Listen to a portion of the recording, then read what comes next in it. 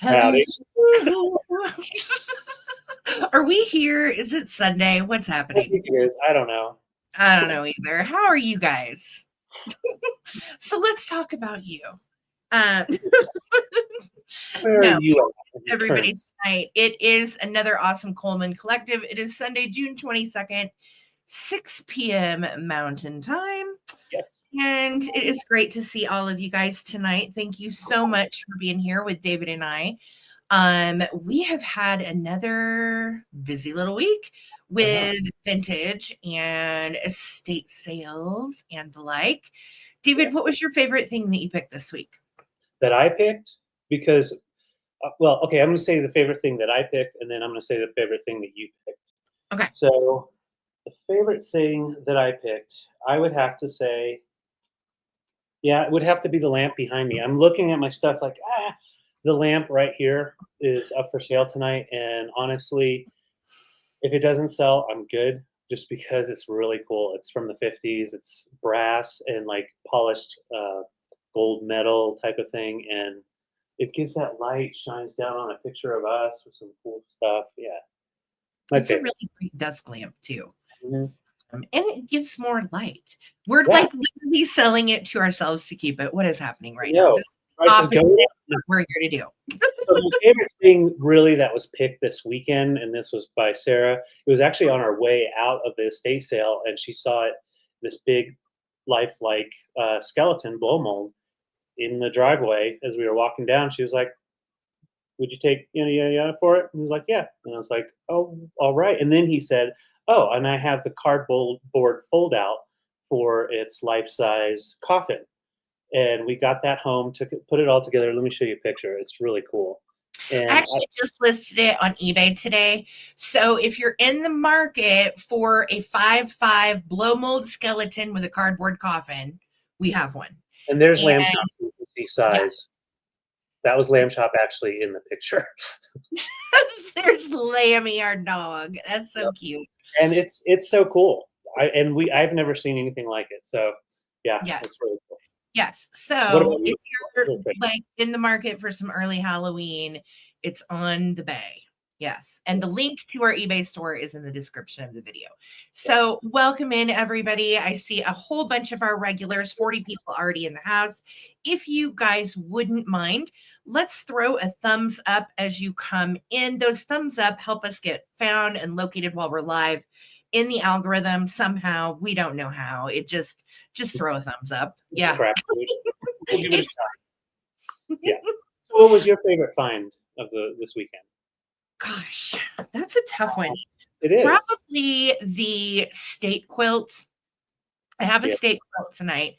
You know, the ones where someone made it, or they were in a club. You know, the ladies back in the day used to go to club, and they would quilt cards, play bridge, what have you.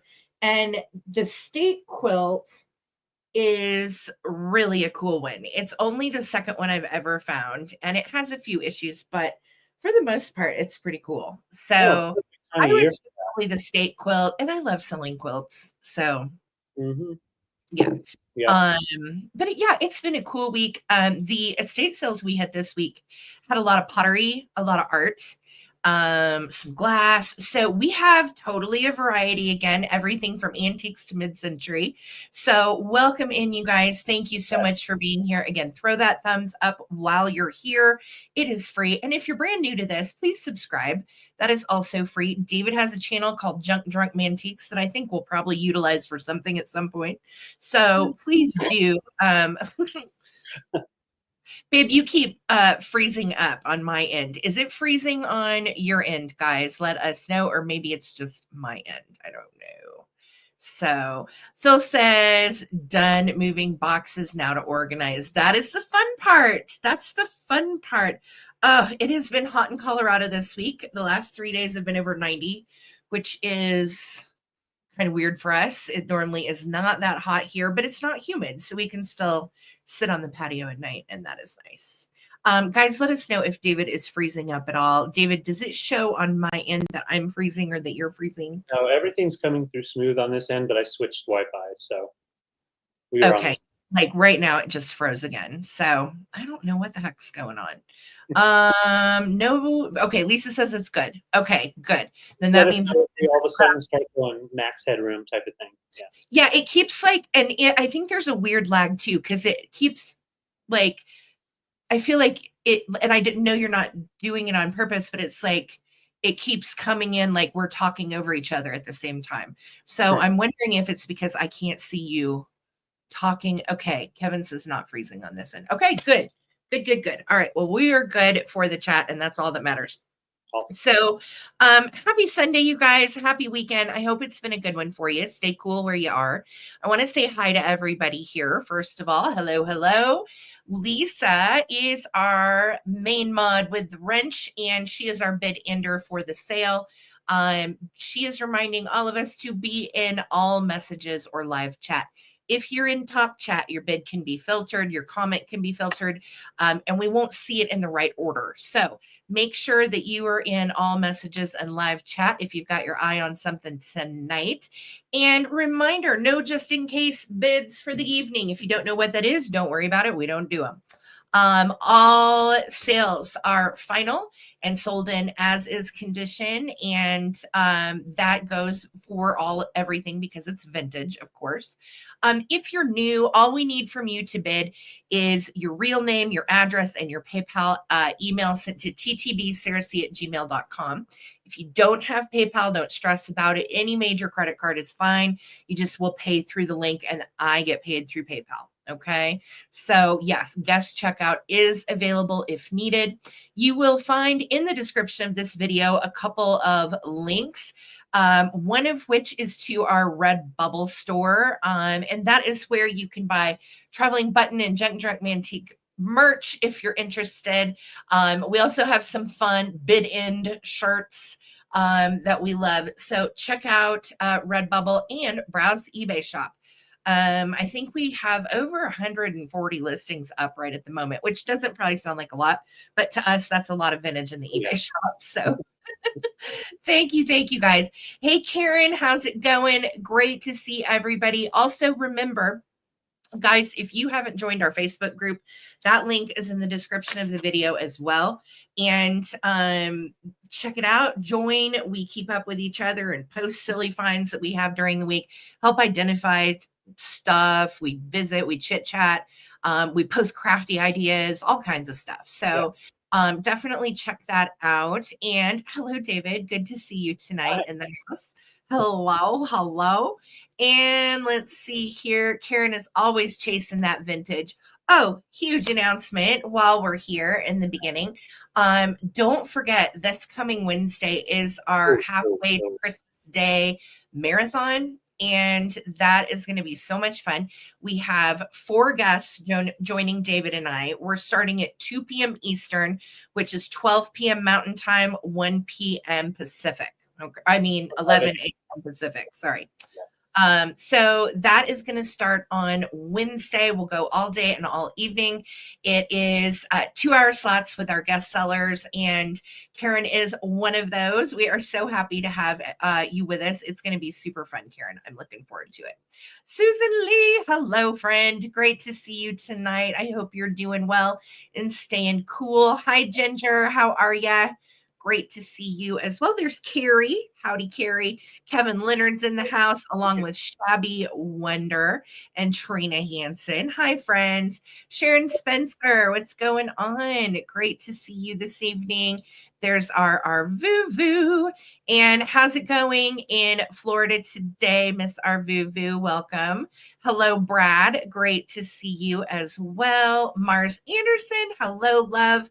I enjoy following you on Instagram. You have a great eye, Mars. Hello. Yeah, I love seeing that. What? Oh, yeah. I was just going to say I love seeing his posts. Really cool stuff.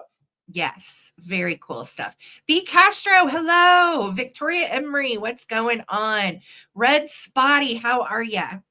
Phil Imp is here, another friend with the wrench, as well as Victoria Emery. Our wrench friends, anytime you see a wrench with these ladies, Lisa's on the wrench squad, Phil, Victoria, Amy, and Holly Parker. That's who I was forgetting. Yes. So guys, make sure If you need something, ask somebody with the Wrench Squad. Mods are here to help. Thanks, girls. Shannon Farrar, how are ya? There's Prairie Stone. Welcome. Oh, all the gang's all here. It's great to see you guys. Welcome in. Thank you for being here. Hi, Aaron from hot and muggy Virginia. Blah. I know it. Too hot there to freeze. No freezing here.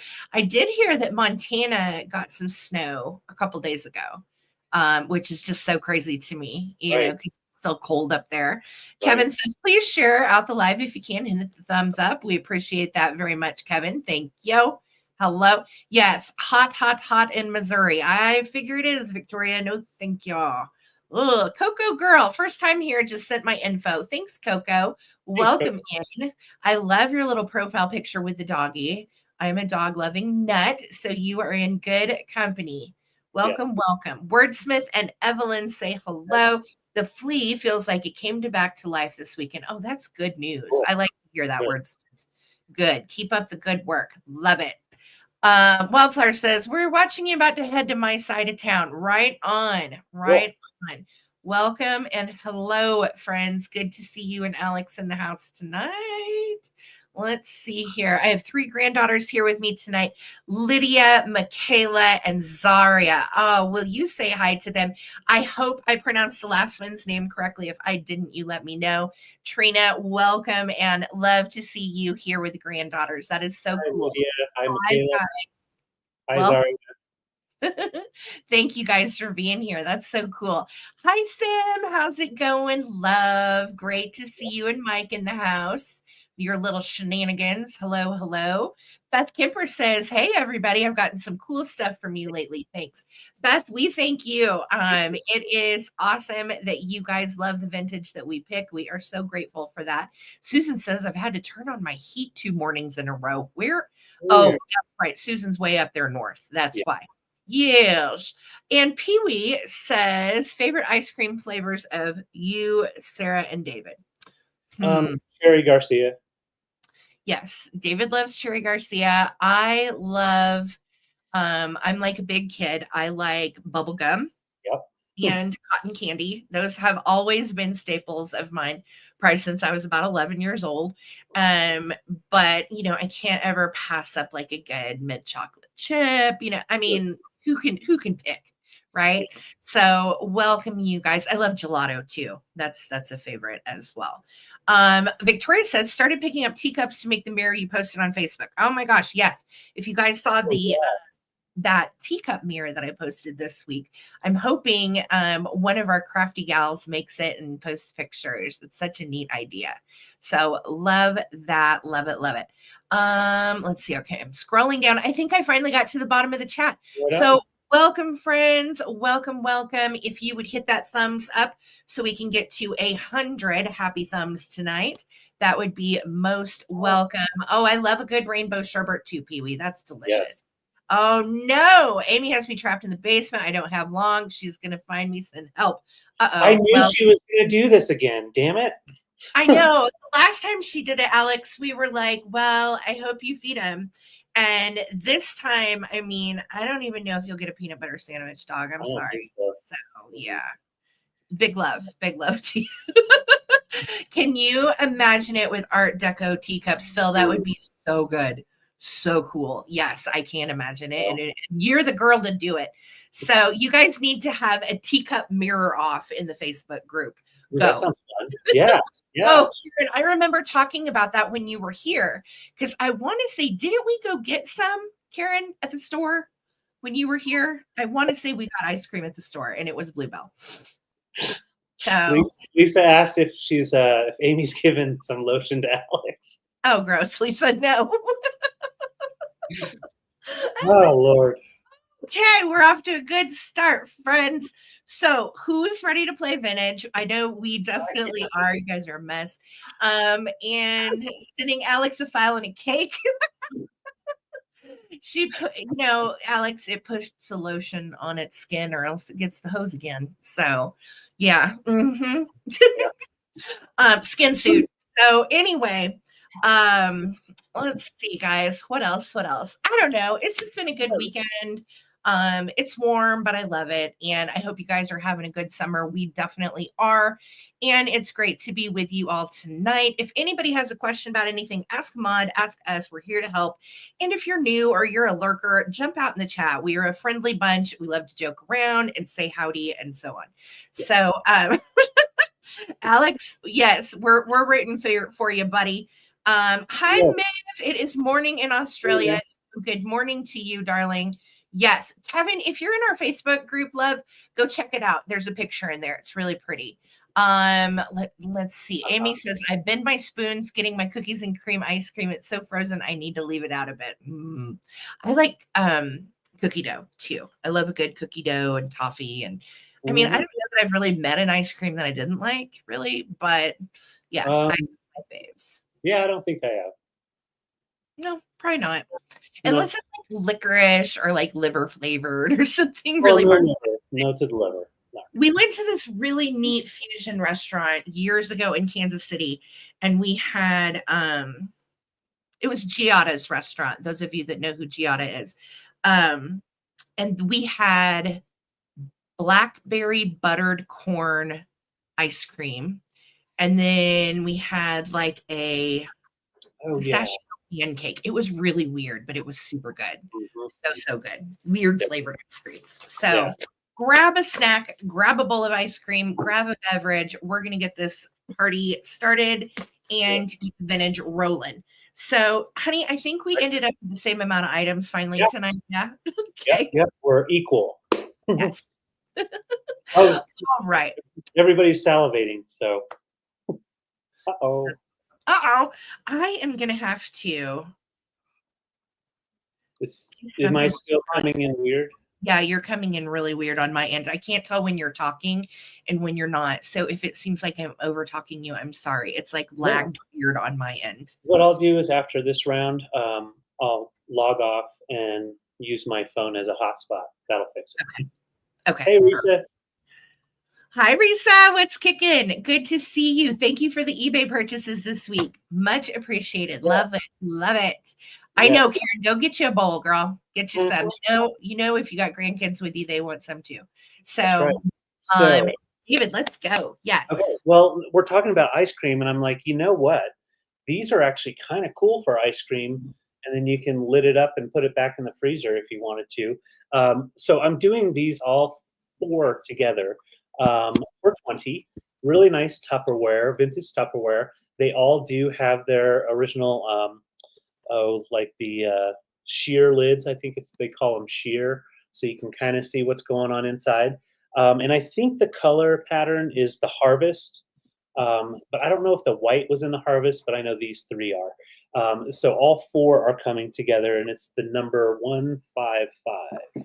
155.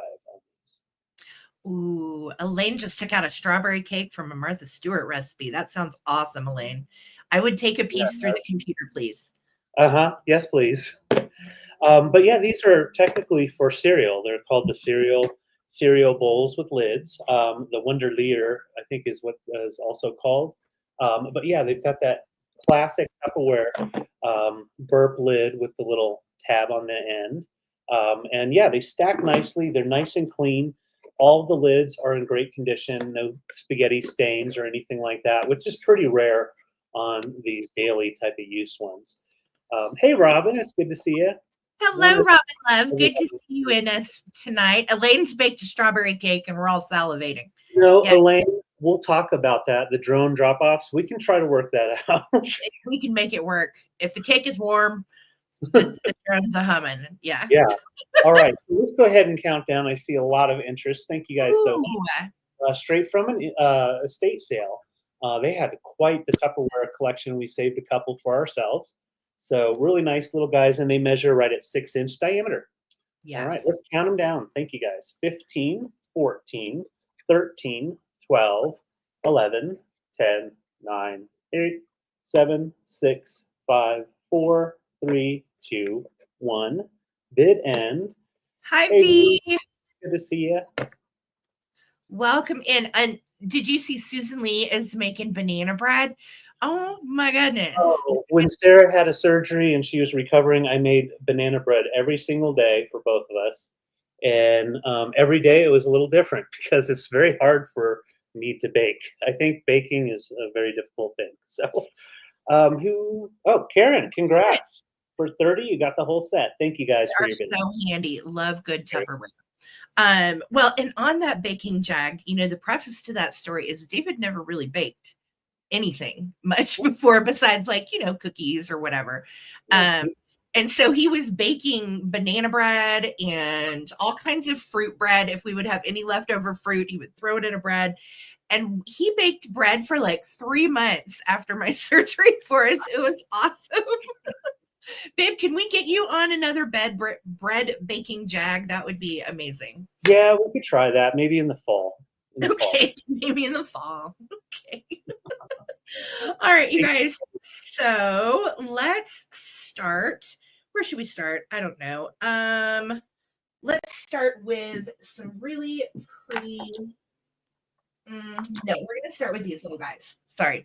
I'm all over the place. What are we doing? Hey, am I still breaking up on and off? Yes, on my end, but the chat has said you're fine. So it's just what I'm seeing on StreamYard. And again, if I'm over talking you, babe, I'm sorry. I can't. I'm going to try to change one more thing. Okay, you're like frozen. Okay.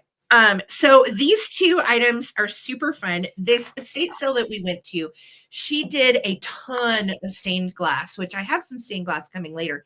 But she also did pottery. And I don't know if these were hers or if these were just part of her collection. But I'm going to do these two items for choice. And I'm starting them at $16. Okay.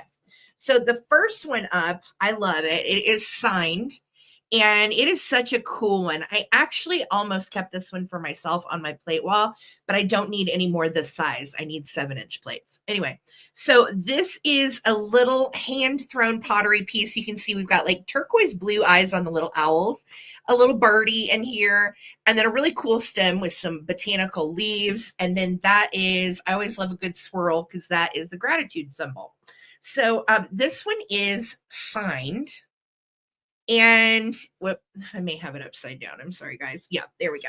It is signed Studio Z, and then PR is the initial. So, of course, I tried to look up Studio Z. And normally the Mexico ones, wordsmiths are marked Mexico. This one is actually an art studio pottery piece. And it's signed by the artist, and Studio Z I couldn't find. So maybe it was, a pottery making studio somewhere. I am genuinely not sure, but I think it's such a pretty little piece. Love the birds, love the owls. And I love that it is glazed over terracotta pottery. Gorgeous. And real cool, abstract. I like this kind of design. So that's going to be the first choice. The second choice, I love, everybody I've shown it to loved. This is, he's a frog, clearly, right? Hi, goods girl, formerly known as Jamin. Oh, it's good to see you, Jamin. I missed you. How you been? So this is a hand-thrown pottery frog, and look at those eyes. He has them like applied to the back of his head. You can see where they pinched him, made little pinched eyes, and then he's got a great big tongue.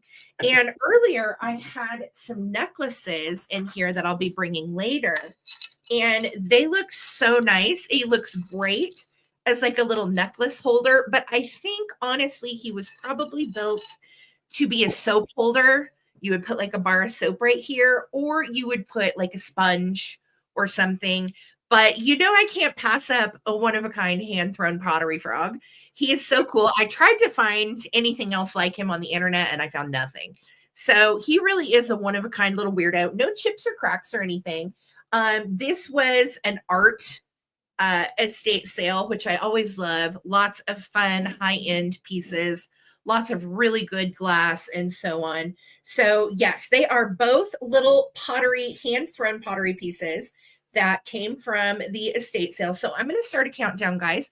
We are at 17 with Beth Kemper. If anybody else wants to get in on these, now is the time. We are at 18 with Spotty Mushroom, looking for 19. Let's count them down.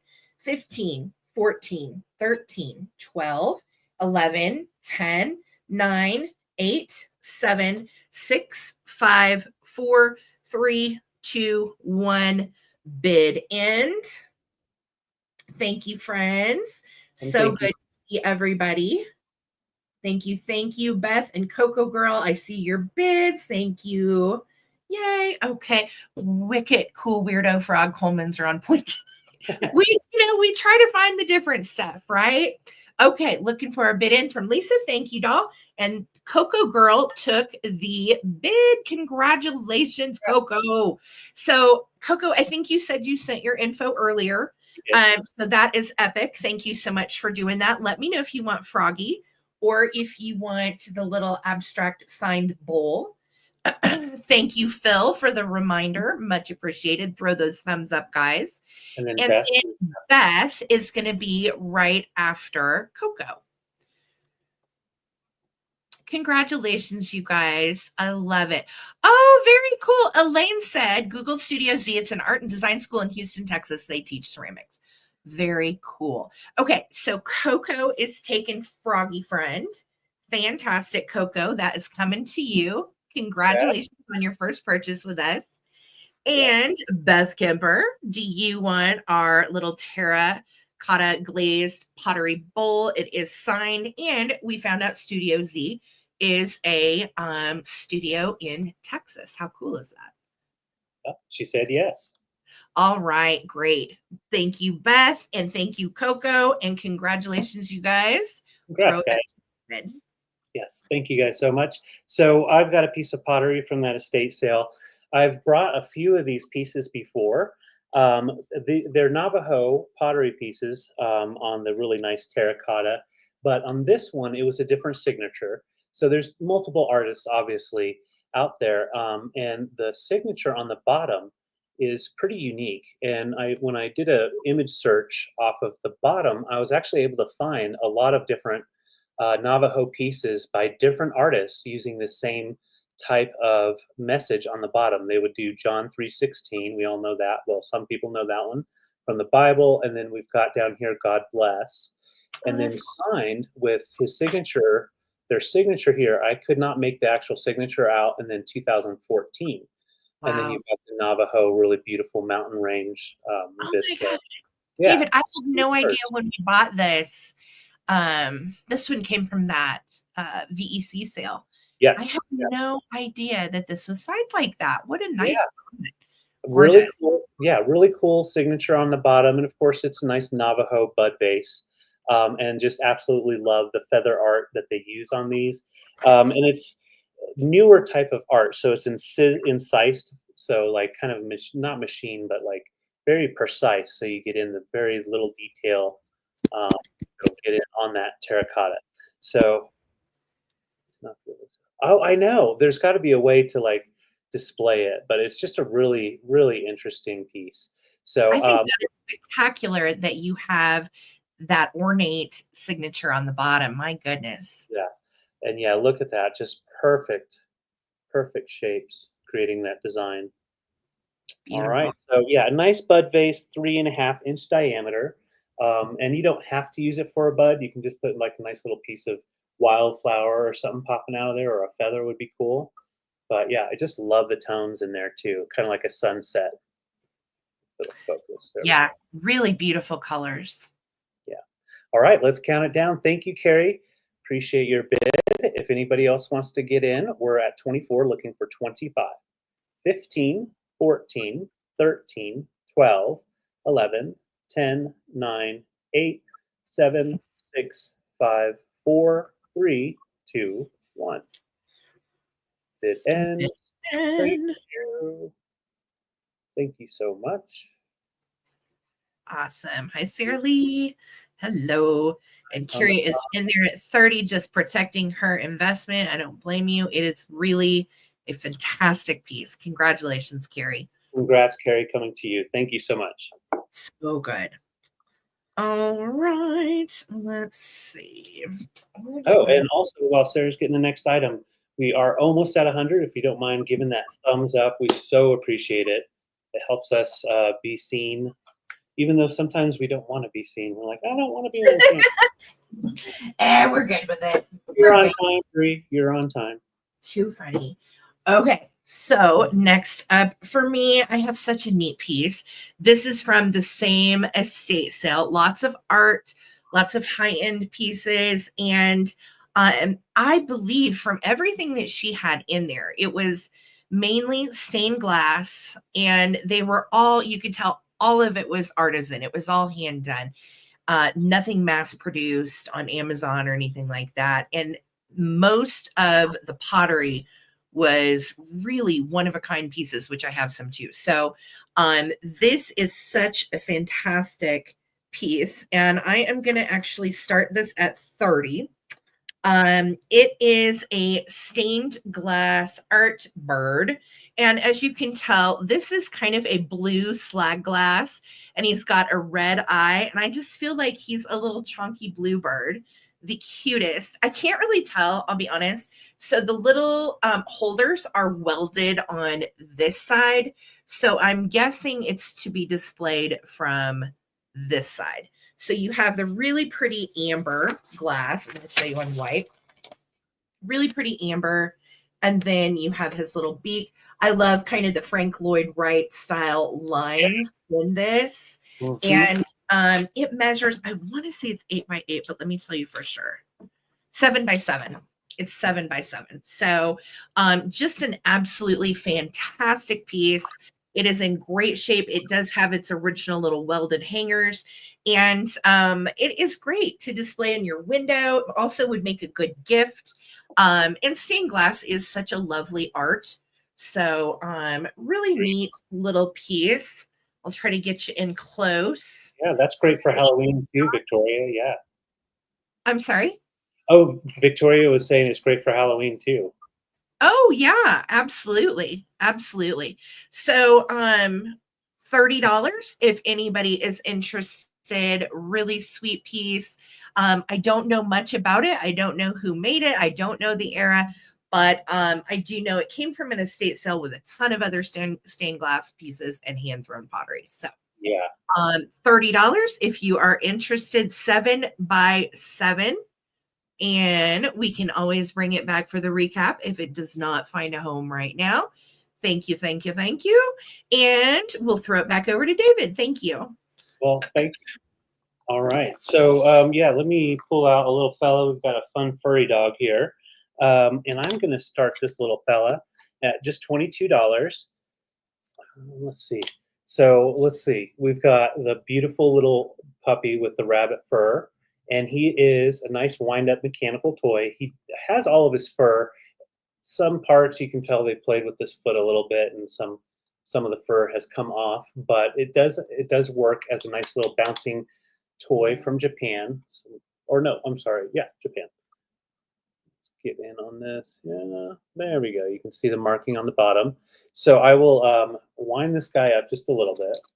And the winder is actually attached to it, so it won't fall out or anything. And it's one of those that you just, like that. You get him bouncing, and then he just keeps going.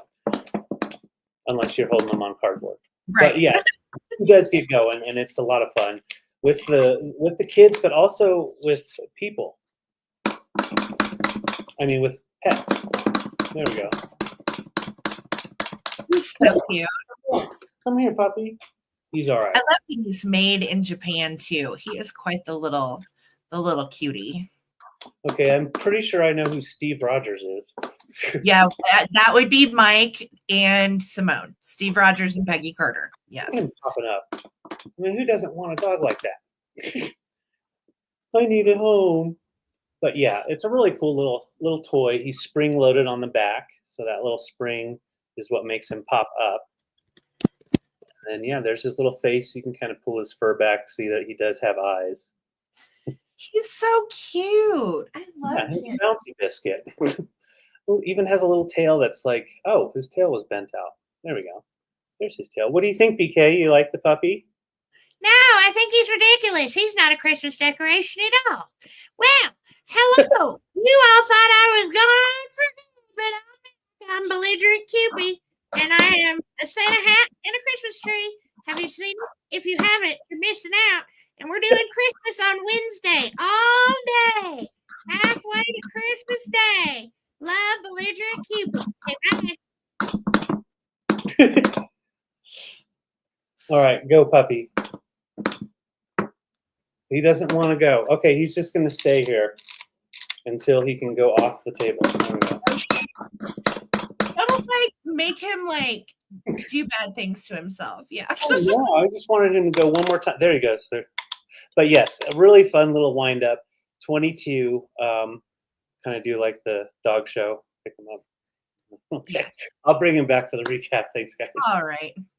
David, just between you and me, you got to do something with the internet. It's like so bad up here. And like, I can't even, okay, he's just gone. He's gone. And now I can't move my thingy over. Oh no. What? Babe, come back. Hold on. There I am. Okay. Hot Mess Express tonight at the Coleman's. No, the internet's being weird and StreamYard's like freezing on my end and it's just like totally driving me nuts. I don't know. Okay, here we go, guys. I have some art pieces, also estate finds this week, and they're a very well-known artist. In fact, the most reprinted artist ever in United States history, and they are all Degratzia. So I'm doing these for $12 for choice. And let me put that in really quick because David is down. So 12 for choice. There we go. All right. So these first two I have actually go together. And this is Flower Boy and this is Flower Girl.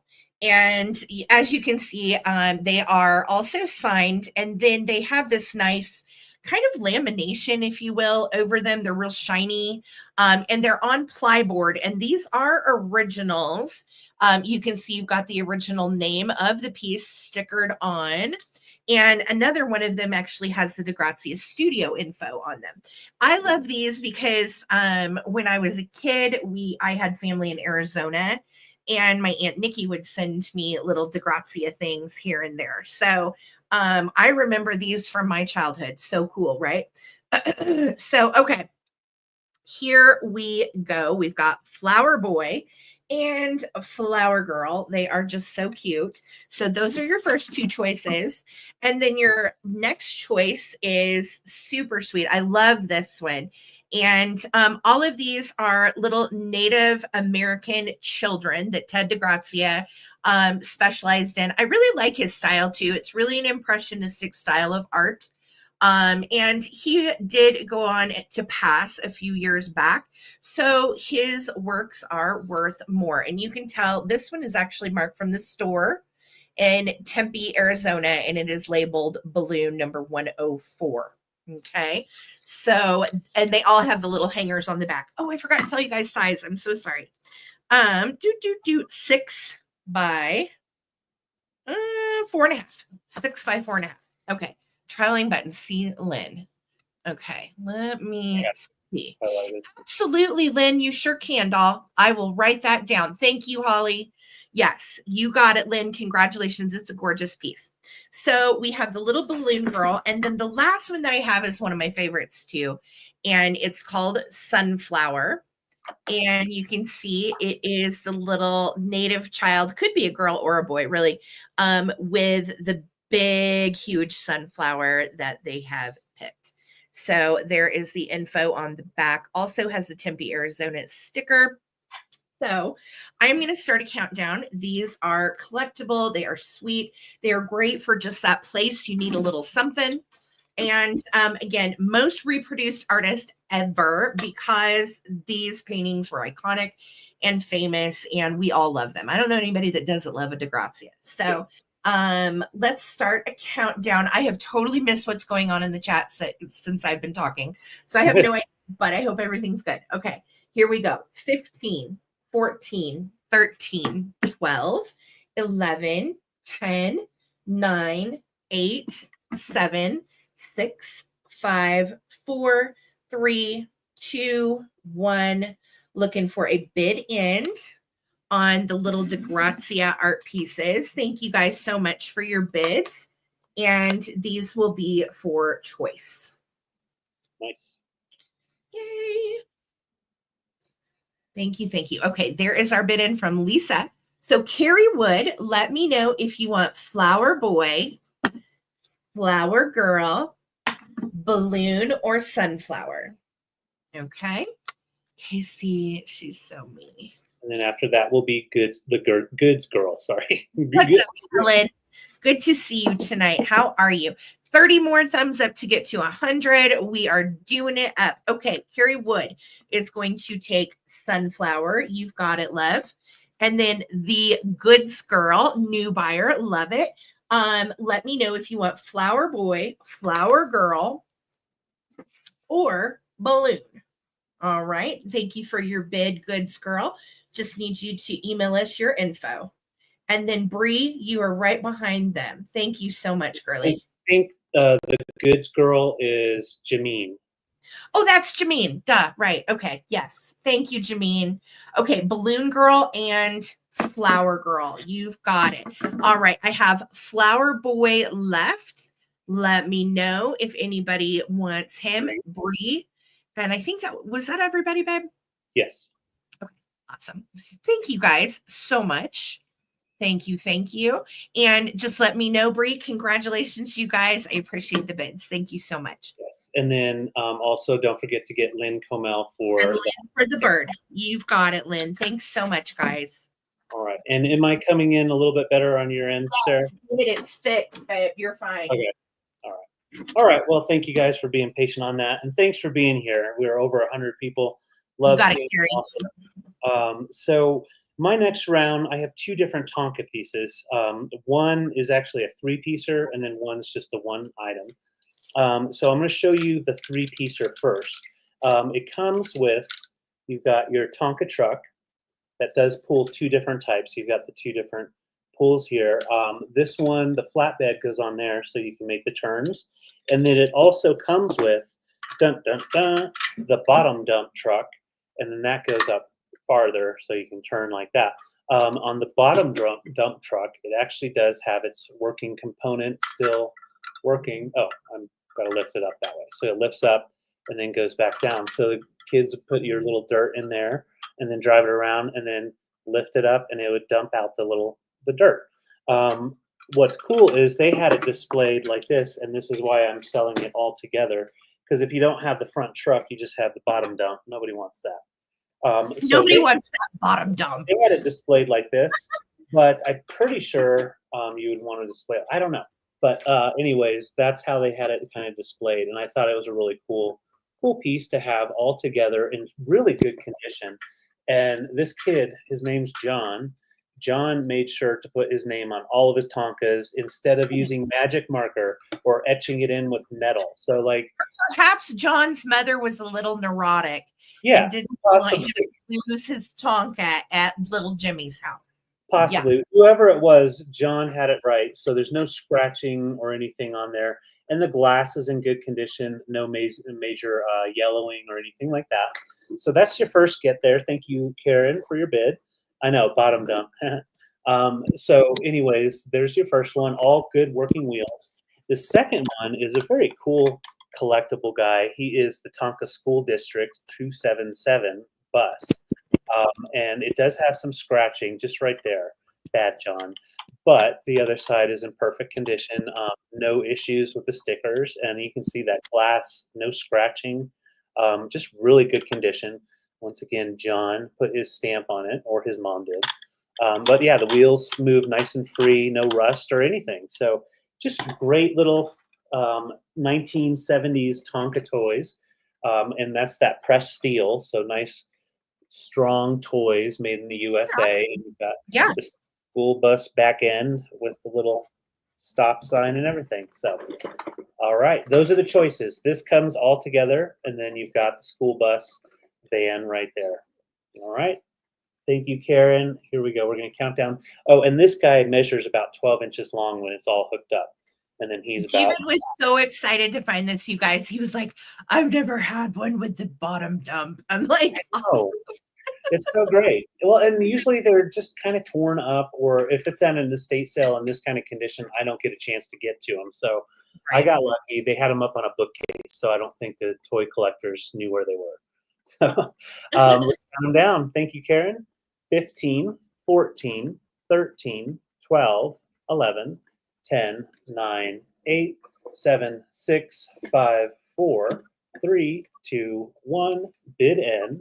And if you want to stop dropping the bottoms, you could always pick up the school bus and take him in for some work. What do you think, BK? I think I could ride in that little bastard right there. I could drive that bus. It'd be awesome. Well, heck yeah. Go visit all the kids at the school. I think it would be so cool if I could get in that little yellow truck and just ride around. Oh my God. By the way, did you know that the traveling button, this lady right here, and yourself are having a Christmas marathon sale on Wednesday, starting at 2 p.m. Eastern, and you can see my Christmas tree and all the lovely things that they have curated for Christmas. Hey, yeah, put the puppy toy right in there. Tow him to the big parade. Oh, he's just going off. All right. Well, thank you, Karen. She said her grandson needs them all. Awesome. Amazing. I'm so glad he gets to play with us. Thank you. I love it. Congrats. Those are good. Yes, BK is back and in full effect for Christmas in June. He did. He said a naughty word, and you have to watch him. He's got a little potty mouth on him. He might get a little mouth washed out with soap. You just never know. Okay, I'm super excited about these. They are so cool. They came from the big estate sale 2 weeks ago. I'm still getting through that stuff because we had such a huge haul from there. So I'm starting these at $45 for choice. And this first one is a hand beaded and hand tied Millefiore glass beaded necklace. Now, I went through kind of a rabbit hole trying to find era on this. From what I found, anywhere from the 30s to the 50s, because the knotting is hand tied on this. It shows that it is a bit older, and you can also see this clasp has quite a worn little patina to it. It's a barrel clasp that rolls open. So this is beautifully multicolored in all the pretty colors, greens, blues, yellows. They are glass from Italy, made in the Millefiore style. Oh, I know, Leslie. Aren't they amazing? It really is just stunning. So let me give you size, because if you're like me, I don't like anything too awfully tight, like a choker or anything. But this one is nice and long. So let me measure it for you. It is 22 inches. Yes, and they do make bracelets that match these as well. And you can see that it has the little gold florals in between. And then that little mustard yellow is actually the hand-tied knot in between each bead. That is not a bead itself. That's a hand-tied knot. So just gorgeous. Absolutely stunning. 22-inch. Little necklace, and this again was the big estate sale with all of the fancy pants things. Oh my stars. So that one is going to be choice number 1. And if you look what these go for, that is about half really the value, if not more. The prices on these go up to like $300, depending on the beads, depending on if it's hand knotted like that or not. These are worth more that are hand knotted. And then you can see all of the fantastic different Millefiore little flowers that are adorned all over this. Just so good. So many colors. Pretty for June, for Pride. You could do lots of things with this. You could also double it up into a bracelet. So really, really cute. Make it a little. Yeah. Love these. So that is going to be the first choice. The multicolored goodness is just everything. That is choice number 1. Choice number 2, even just as cool. This one also is a Millefiore glass bead necklace, and you can see it, they have stuck multiples together into a little rectangular mold, and then you have almost like these little oval fish shape links in between. This one also has a barrel clasp just like the other right there. So you is kind of a worn patina on this one. I would say this one's probably like 50 or 60s in era. And this one might be a little older, like 40s, 30s. So those are your choices. 45 for choice. Great deals on both of these. Oh, let me give you a size on this one, because I think this one is just a smidgen longer. That's a Missouri word. A smidgen longer than the other. Yeah. It's 26. And this is another one that is 22. So very, very pretty. And I absolutely adore all of the, look at it together. Actually, that looks cool too. Yes. So 45 for choice on the Millefiore Italian glass necklaces. All of the glass. Oh my gosh, it hung on my little laptop stand. That's so funny. It didn't fall. And so pretty. So pretty. So 45 for choice if you are interested. Going once, going twice, and we will bring them back for the recap. Thank you so much. Very beautiful. Mike, hilarious. Yeah, I will say there's a lot of people out there that are fake, so it's always nice to find the real people, and everybody in this chat's pretty real. So love it.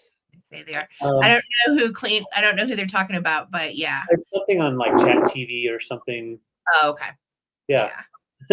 All right, so I've got some mug choices, and I know Chomps is maybe chomping at the bit. I don't know if you're into this kind of stuff, but I've got a couple of Disney mugs as well as a couple of other really cool Safari series mugs. I'm starting these at $10 each. This one right here is the Aristocats. You can see the cool graphic on there. Very nicely done. It was made for Disney. So it is branded Walt Disney on the bottom. Japan. There we go. So really nice pieces. I guess these would probably be from, a Disney store or something like that. But before there were Disney stores everywhere. We've got like the gold rim as well as the nice gold on the handle. But yeah, love these guys. You got the plain Aristocats, having a good old time. This is my favorite right here. Oh, I know. He's so cute. Look at him. And then that Basset. So yeah, really cool one. So that's your first choice at 10. I also have same maker and everything. It's from the same estate sale. And they also had Lady and the Tramp. So they were definitely dog lovers and Disney lovers. So you've got, the Doxy, cute little Doxy with the lashes. You got the Scottish fella. And then this guy, is it Whippet? I don't know. But cute. Yeah, really cool. Oh, there you go. We've got the Siamese cats. We are Siamese. And yeah, all the way around. They scared me. The Siamese cats, no lies, scared me when I was a little kid. Me too. Yeah. Me too. All right. So that's the second one. Thank you guys for your bids. And then these two are the same makers, not as the last two. So I couldn't find the exact maker, but they are marked with an R8047 on all of them.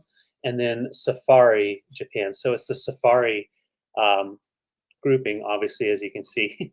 And so this one here, I was only able to grab two. They had the whole collection plus a couple of duplicates, but I grabbed the last two. This one has the monkeys in the background and then the cheetah, and you can see a very nice shine to it.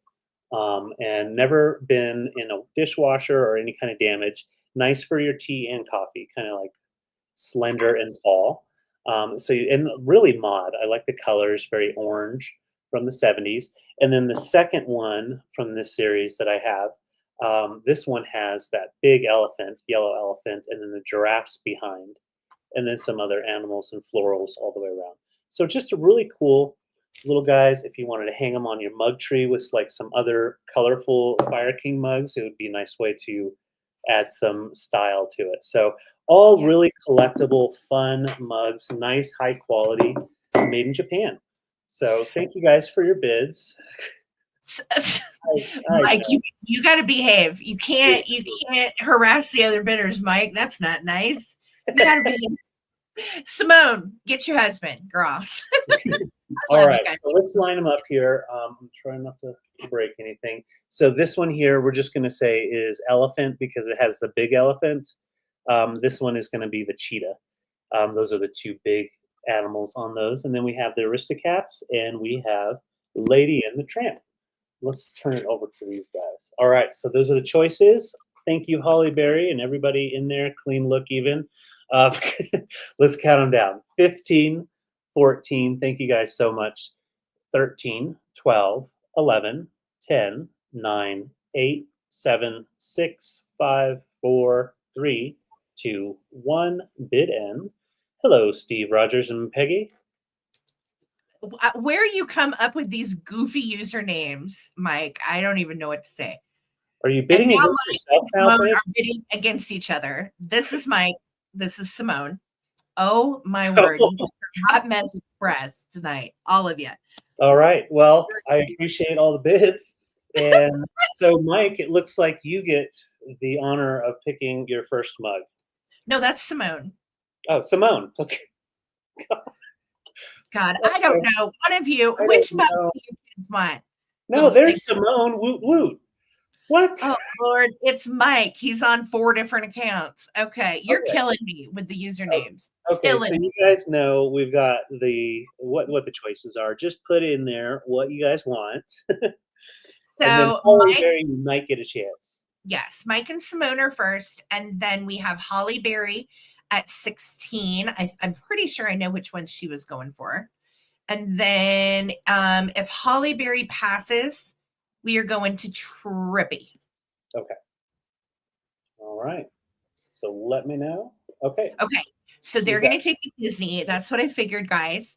And then Holly Berry, love, do you want the jungle print? I want to say, do you remember, guys, I sold a set of sheets that were in this same print, like, oh gosh, I don't know. I don't even remember. It's probably been months ago. All good. I caught it. Okay, so here's what happens. I'm going to let you know. I'm going to let you in on this. So it's still freezing up on my end, David. So when it froze up, you were like this. So I don't know if they broke or not, but I didn't hear anything downstairs. Oh my gosh, I'm going to have an anxiety attack right now. No, I caught them, but yeah. So I see, okay, so Holly Berry's passing and Trippy is passing. So these will come back for the recap. Thanks, guys. Okay. All right. No worries. Thank you guys for the bids. Sorry for any confusion. Mercy. Mercy. Okay.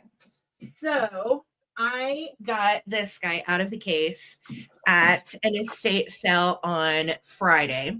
And I will tell you, we have sold a ton of the Harmony little pot bellies, but I had never seen the historical figure ones. Well, they only had one, and it was Martin Luther King. And I was so excited. Risa said she'll take them, honey, if you see that. Oh, okay. I got you for those. Thank you, Risa.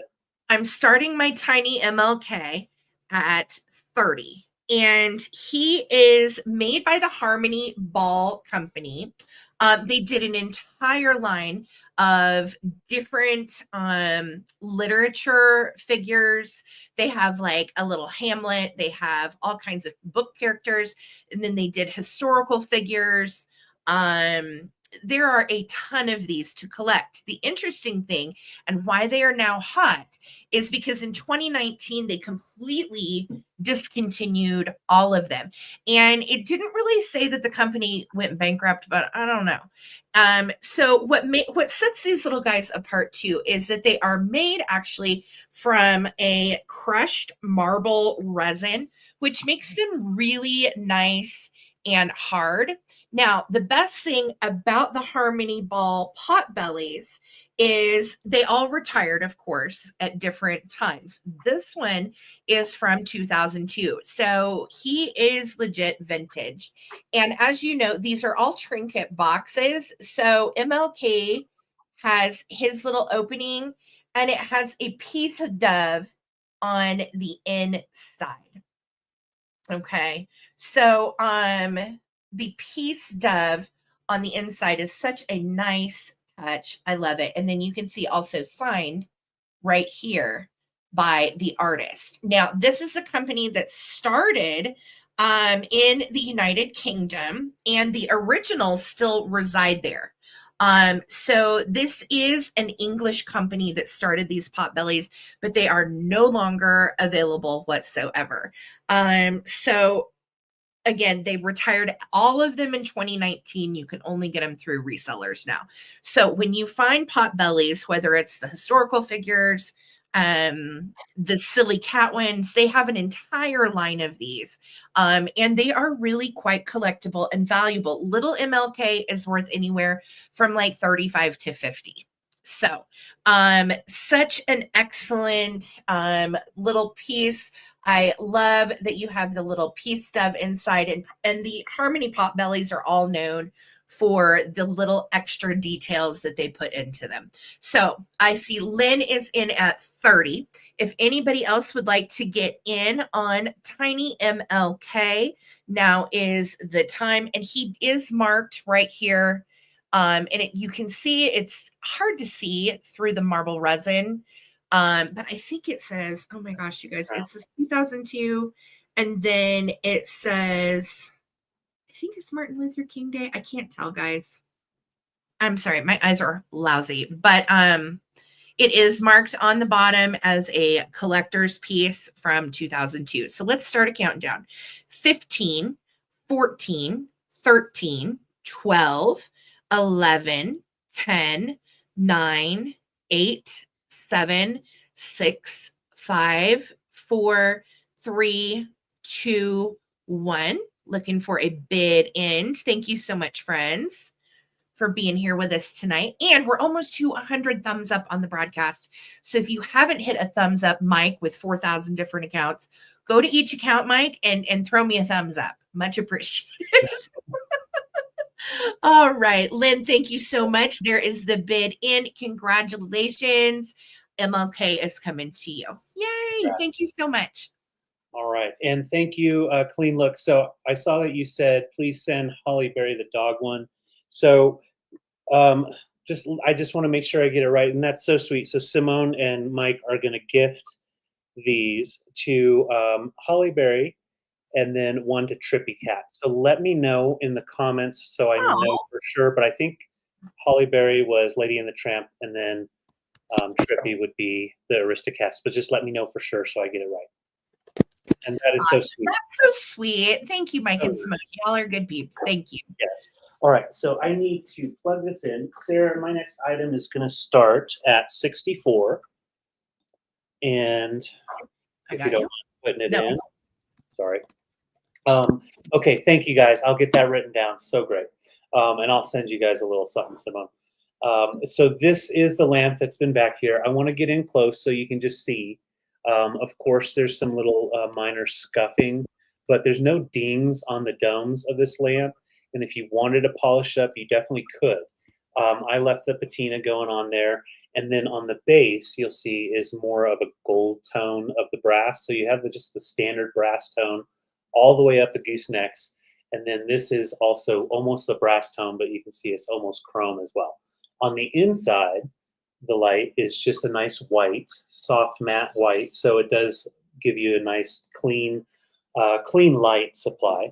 Nothing too yellow or anything like that. But it is just a beautiful mid-century from the 50s gooseneck with the bullet shades. So I did tighten it down. You know, you had some that were really moving. So on something like this, you don't want to move it just with this here. You want to kind of move with the neck itself because of how old the fittings on the inside are. But yeah, I just absolutely love it. So it has the 3 settings. You've got the base here, and this would be for a desk, but you also have the option to mount it. So if you can mount it to the wall and then have these guys coming out the wall, bend them however you want, and then just have this coming down to the plug. So you can either just go with one. Sorry about that. Let's go that way.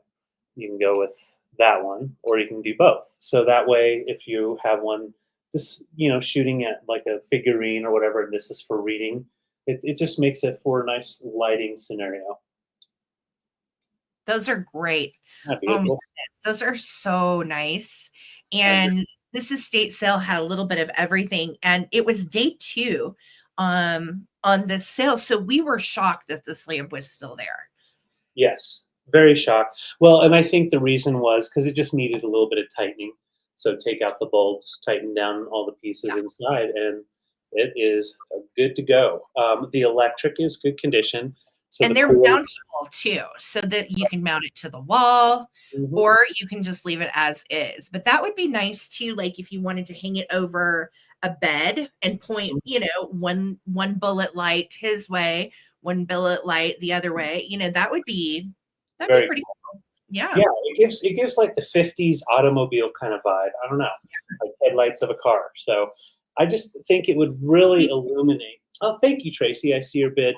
So Tracy, I may have to come get this from you someday because I really wanted to keep this. So no, you can have it. But yeah, this is definitely one of my favorite finds of the year. So I'm so happy to find a home for it. Let's go ahead and count down. It measures, if you go all the way up like this, which most likely you won't, about 19 inches. The regular like display or use about 16 inches tall. All right, so thank you guys. Thank you, Steve Rogers and Peggy Carter. Let's go ahead and start our countdown. 15, 14, 13, 12, 11, 10, 9, 8, 7, 6, 5, 4, 3, 2, 1. Looking for our bid end.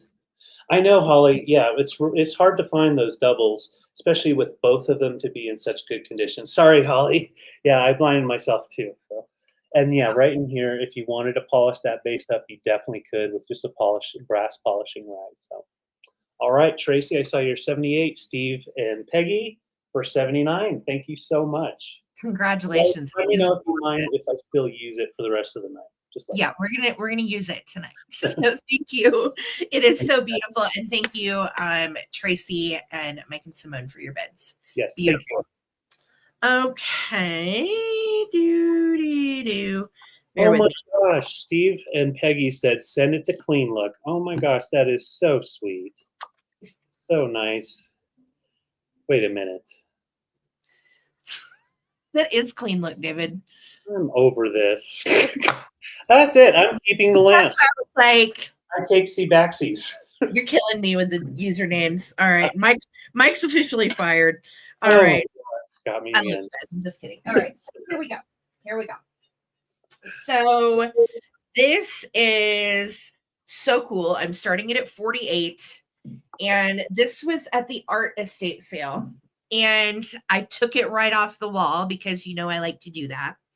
And the luminescence in this thing, or the iridescence rather, not luminescence, iridescence, is spectacular. It is big and in charge. I love it. And it is hand thrown clay pottery, and it is signed. Now, I looked high and low to try to find this fish for you. Anything about it, anything about the artist, anything like it. I found a couple of glass fish, which Google thought that it was, and it wasn't. But I did find other stylish items like this with the hand molded, hand thrown pottery. It is, of course, one of a kind, which I love. And you can see they've nicely made it, even with these little loops on the inside. So you have the little place to hang it right here. And it weighs a couple 3 pounds. It's nice and heavy, but it's such a stunning ceramic art piece. It is almost to the top, 11 and a half inches. It is 10 and a half long, and it stands out from the wall about 2 inches. So it is gorgeous. It is a summertime art piece. I think it would be fantastic in your mermaid bathroom. That is right, Phil Imp. Fantastic for that mermaid bathroom. It is a really neat piece, and there are no chips or cracks, straight off the wall from the estate sale. She was a great collector of glass, pottery, clay creations. It was a fun estate sale. It really was. Based on everything else in there, I would say it's 70s or 80s if I had to guess, but I don't know. It's hard to date things like this that are one of a kind, because you don't know the artist. It's hard to find the studio, so on and so forth. So it is a fantastic one of a kind piece. This is not a mass produced piece. And you can see the little eyes hand rolled. You can see all of the iridescence too. You've got like an oil slick, and then look at all of the little scales and the dots. It is just simply fabulous. Thank you, Susan. I think so too. Yeah. Anything this color scheme, I was like, what's this? And then when I saw the fish and I saw that it was a one of a kind piece, I was like, oh, this is fantastic. Usually if you're going to an arts and crafts fair, you're going to pay probably over $100 for something like this. So it's a great way, affordably, to put some art into your life, into your bathroom, into wherever you need a tropical little fish hanging out. Yeah. So $48, I feel like, is a good price on them for a one of a kind piece. I absolutely love it. And it is stunning. I mean, it really is quite an exceptional piece. Yeah, look at the pink and that yummy teal. Robin, I see you in at 48. Thank you so much. And if anybody else would like to get in on my big fish, now is definitely the time. So again, you can see how it sticks out from the wall, and you see it hangs really deep right here. So what's flush to the wall is going to be this side right here. Going to be completely flush, and then it sticks out about 2 inches. So maybe 2.5 if you count this fin, because I didn't count the fin. Pardon me. Oh, I'm getting choked up here. I got my fan on and it's just burning the air. Okay. So I'm starting to count down, Robin. Here we go. 15, 14, 13, 12, 11, 10, 9, 8, 7, 6, 5, 4, 3, 2, 1. Look at those green dots on the face. So cool. Bid end. Yeah, the details on this are really spectacular. Thank you, Mars. I know, I love it too. I really do. Oh my gosh, sorry guys. Yeah, it's that fan. Thank you, Robin.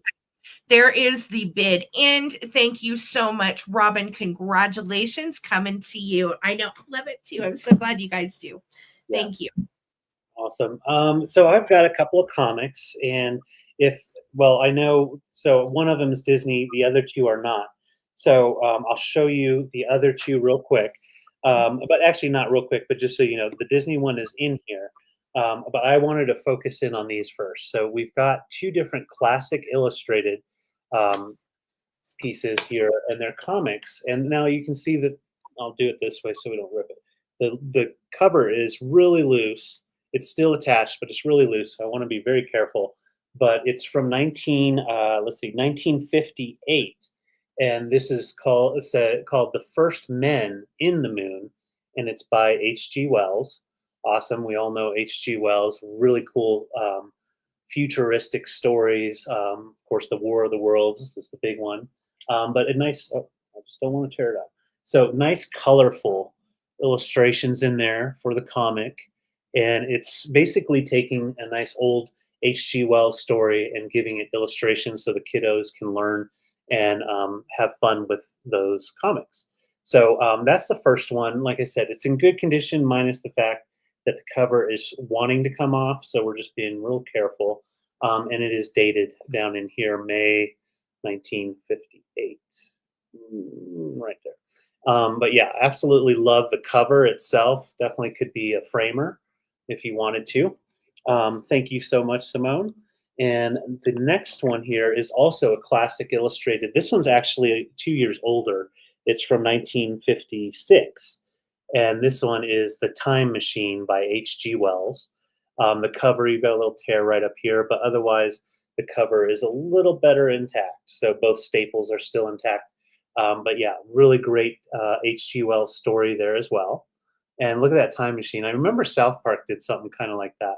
But I don't know if Alex is still here. Yeah, epic covers.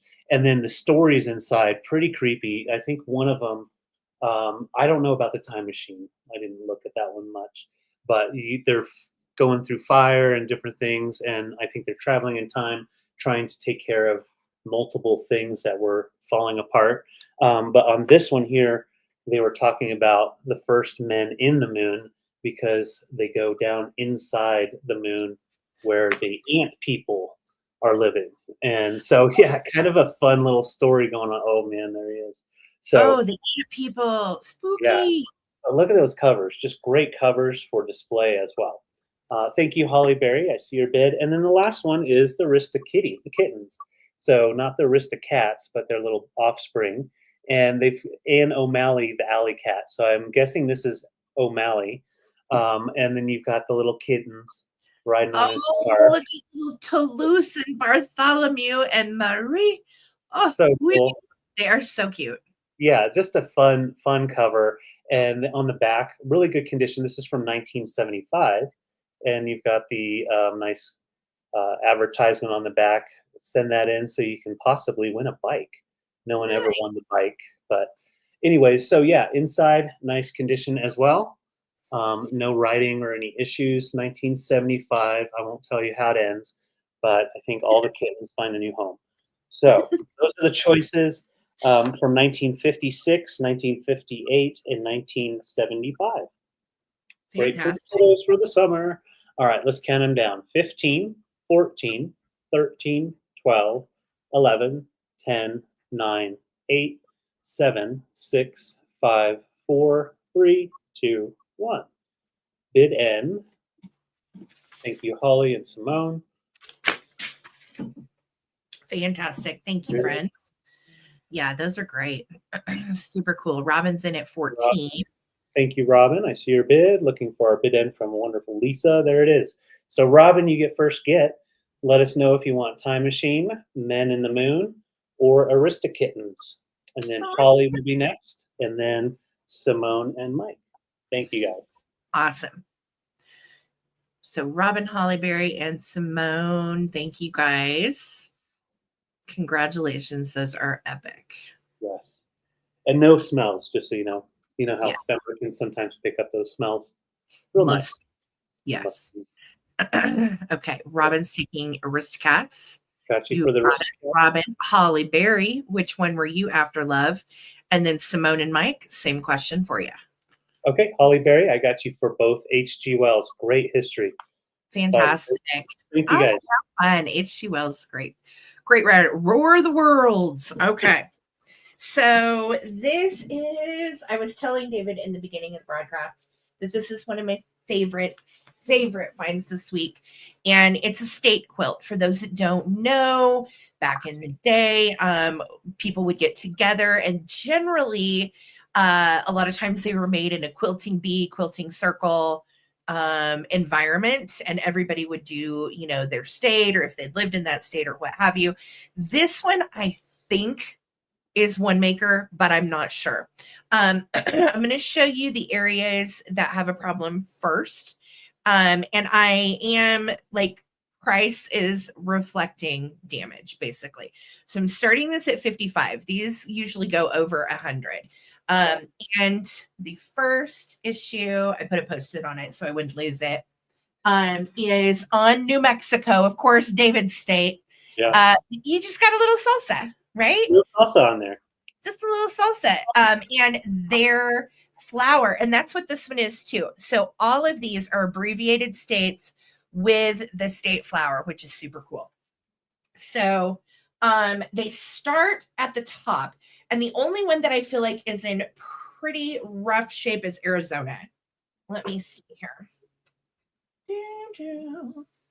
We've got Alaska with the goldenrod, Arkansas apple. Okay, here's Arizona. So literally, it is so old, it's just worn through. Okay. Arizona has issues, and then you have a little slash over here on the blue. This is every single bit of this hand stitched, hand embroidered, hand pieced, and the batting on the inside is very lightweight. It's not a real heavy quilt. It's great for summer. And you have all the states. So I'm going to try to show them to you all. Alaska also is facing, no, I'm sorry, Arkansas is facing some damage as well. Okay, and then this one is Alaska. So we have Alaska, Arkansas, then Arizona, which I told you is in rough shape. And then we have Connecticut with Mount Laurel, or with Laurel, I guess. California has the poppy. And then we have Colorado with our state flower, the columbine. And then we have Indiana with the zinnia. And there is I don't know if that is like a marker or what, but there's a mark right there. I don't know if it's a sewing marker. I have no idea. But maybe with some bleach, you could get it out. I don't know. Just be careful because this is also old. So we have Idaho has the syringa. I had genuinely never heard of that. And you've got like a little slit right there in Idaho. Let's see here, going this way. We have Georgia and the rose. And then we have Florida with the orange blossom. Sorry, it takes a bit to find all these. You're good. Delaware with the peach blossom. We're going down to the next line. Illinois with a violet. I'm going to try to go faster. Sorry, guys. Iowa also has a rose. Kansas sunflower. Nice. Yeah, you can see the yellow. Yeah. And the goldenrod for Kentucky. Louisiana is the magnolia. Very cool. Maine is pine. Mississippi is the magnolia. Minnesota is the moccasin orchid. I love these old state quilts too. Yeah. Michigan is the apple blossom. You would think the apple blossom would be Washington, right? Yeah. Arbutus is Massachusetts. I don't know anything about an arbutus. Missouri is the black-eyed Susan. But what's weird is I'm from Missouri, and the state flower there is not the black-eyed Susan. It's something else, but it's not that. So that's weird. Maybe they just made it up as they went along. Montana is the bitter root. Hadn't ever heard of that.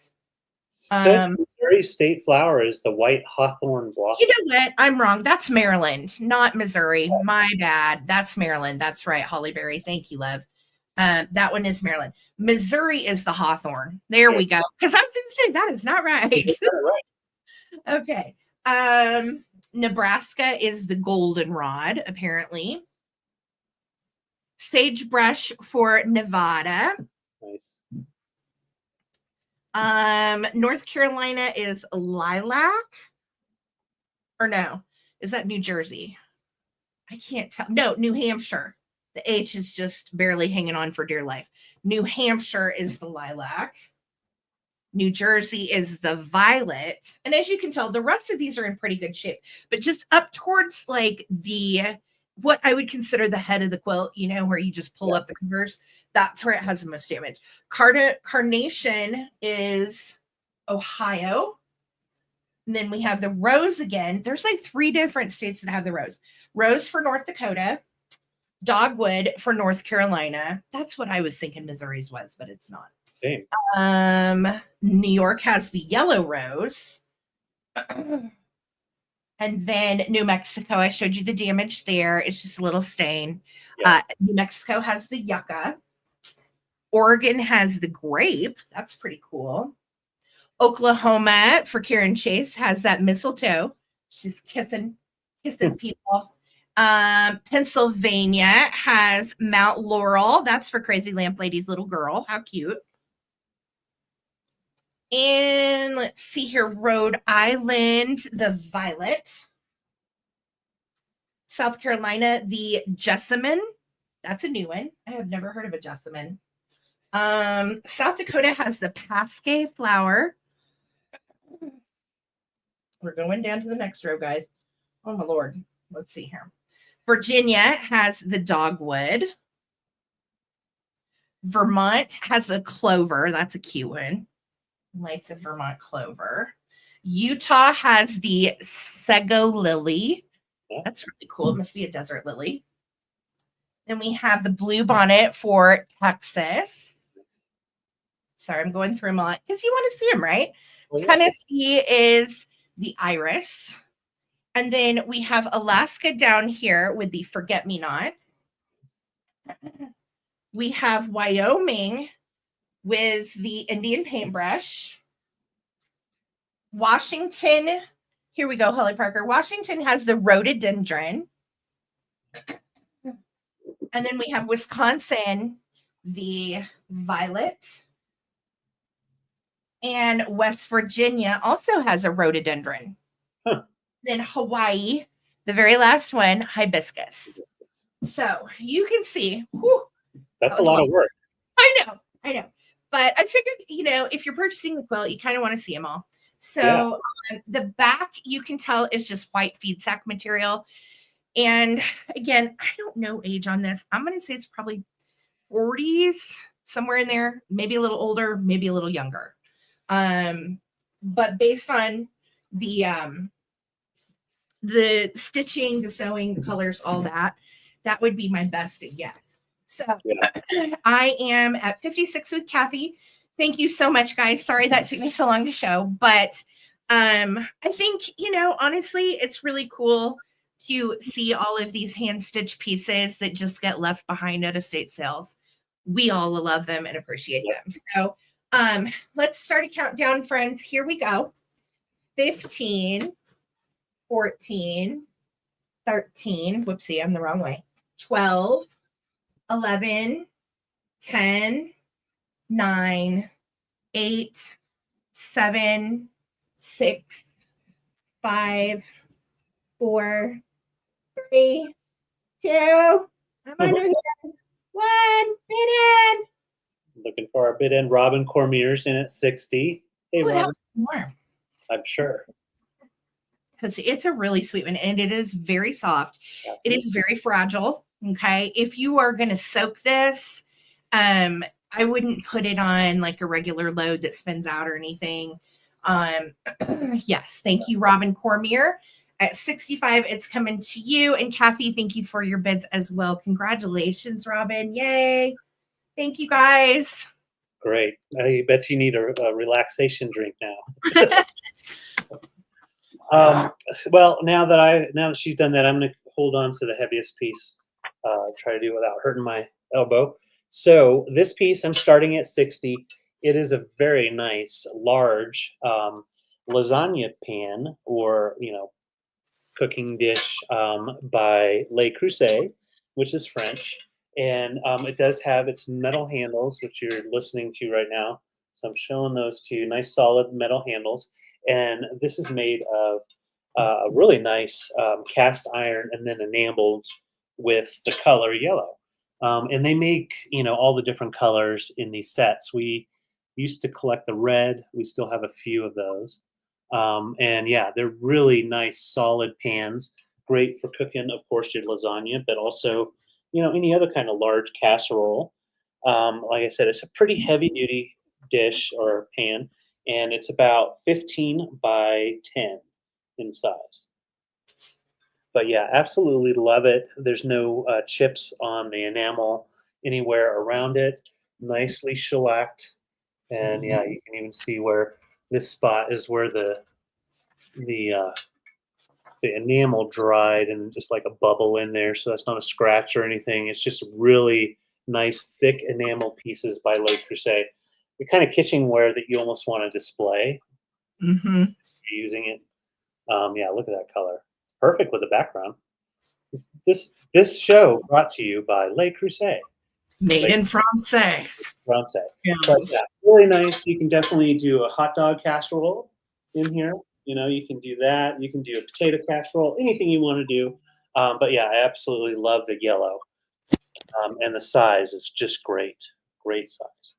All right, so $60, and it's straight from an estate sale. And yeah, that's all I have to say about that. Nice. It's a good one. They call it the lasagna pan because it does have such deep sides, but it is a great baker for cake. If you're a casserole person, I'm from Missouri. I love a good casserole. This is your guy. Definitely an excellent workhorse piece. Yeah. And the enamel is so good on it. It has kind of, you know what color the background is? This really, really kind of orangey yellow. Yeah. There you go. Yeah, it's like mustard yellow versus like bright yellow. Right, but not like that icky mustard. It's like, right in between yellow and orange, but I believe they call it the yellow color. Yeah. But yeah, nice metal handles. There's a little bit of use that you can see right in here. A little SOS pad. We'll take that off. I just now saw that under the light. Otherwise, it is so clean. Definitely used, but used with love. So $60. If any interest, I will put it to the side. If it doesn't sell here, we will be putting it on eBay.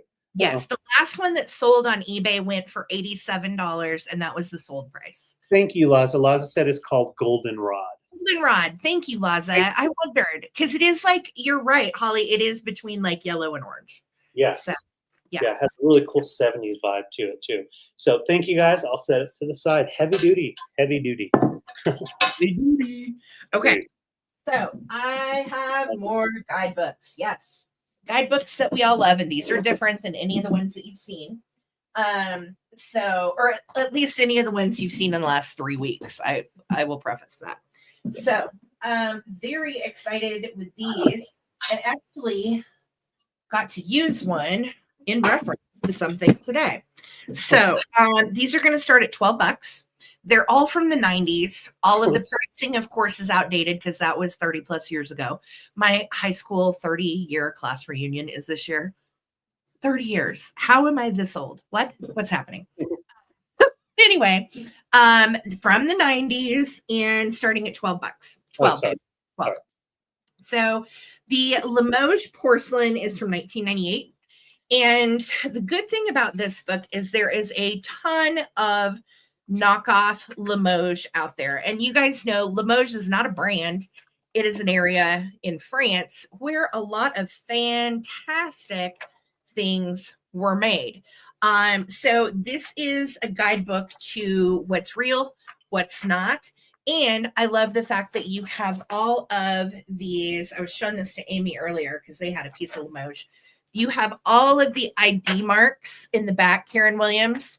I know Karen and I have talked about this too, just in, you know, it's hard to call something Limoges just because it's marked, but when you can actually find what it's in reference to, pretty sweet. I love all of, and there are just a gazillion different markings that are still considered Limoges.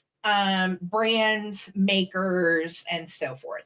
So yeah, and this is the alphabetical listing. So this goes on for pages. This is like the whole last portion of the book are the ID marks. And then the front portion of the book, of course, is all of the French pieces that they actually made. So it is a great hardback book. That is first choice, Limoges. Second choice is a really neat guidebook I've never seen before. It is called Children's Dishes. And for those of us that have sold and collected like acro agate, all of like the 1940s children's like Fire King, well, there's the acro agate right there. This is a color book of all of the little tea sets and children's play sets that were made by the big glass makers of the time. So this is a House toy luncheon set, depression glass children's wear.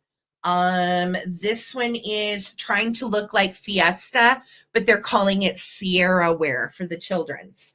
Little hostess. That's all. Looks like Hazel Atlas pastel modern tone. I recognize a lot of this because I've sold it. And then you have even going into like children's jadeite pieces, miniature sunbeam mix master with jadeite bowls. That is a toy. If you found it at this point in the 90s, was worth $150 to $185. I bet that little booger's up there now. So all of these are actual children's sets of glass, children's tea sets. It goes into a lot of stuff from England, Germany, and it shows them actually as a set how it would have come originally. A lot of Royal Dalton and the like in here as well that made all of the different kitty stuff. A percolator set for Pete's sake. So anyway, this one, wealth of information, and I didn't even know this existed. This was the collector estate sale. I'm still getting through all of those guidebooks. All right, so that's the next one. This one is also a really expensive book. If you look online, it goes for way more than this. And this is a collector's encyclopedia of composition dolls from 1900 through 1950, and it's the second volume, so it is updated with a lot of dollies and spectacular dolls inside. Everything you've ever wanted to know about a composition doll. There's composition Cupies. There's German dolls, sleepy dolls, real hair dolls, twins, baby Bilos. I mean, you name it, composition doll wise. Also some Native American looking dolls. Oh my gosh, this guy, I saw him recently. Yeah. An estate sale, and someone else got to him before me. And you drooled over him. Yeah. Drool over him. All composition, white heads, bodies and limbs, fully jointed, brown eyes, original outfits. No brand. So that's interesting. But yeah, this one really is a deep dive into identifying all kinds of composition dolls. It also goes into play sets and so forth as well. And playbills, and even some really regal frou-frou looking dollies like these. So excellent resource. If you are a doll person, I will tell you, I have such a hard time identifying dolls that are not marked. So this is the jam. Good one. Really good one. Okay, the next one up I own. So I'm definitely passing a copy on to you guys. I own this book. I identify a lot of my Van Briggle with this book. And it is beautiful. It's the Collector's Encyclopedia of Van Briggle Art Pottery. This one is from 1993.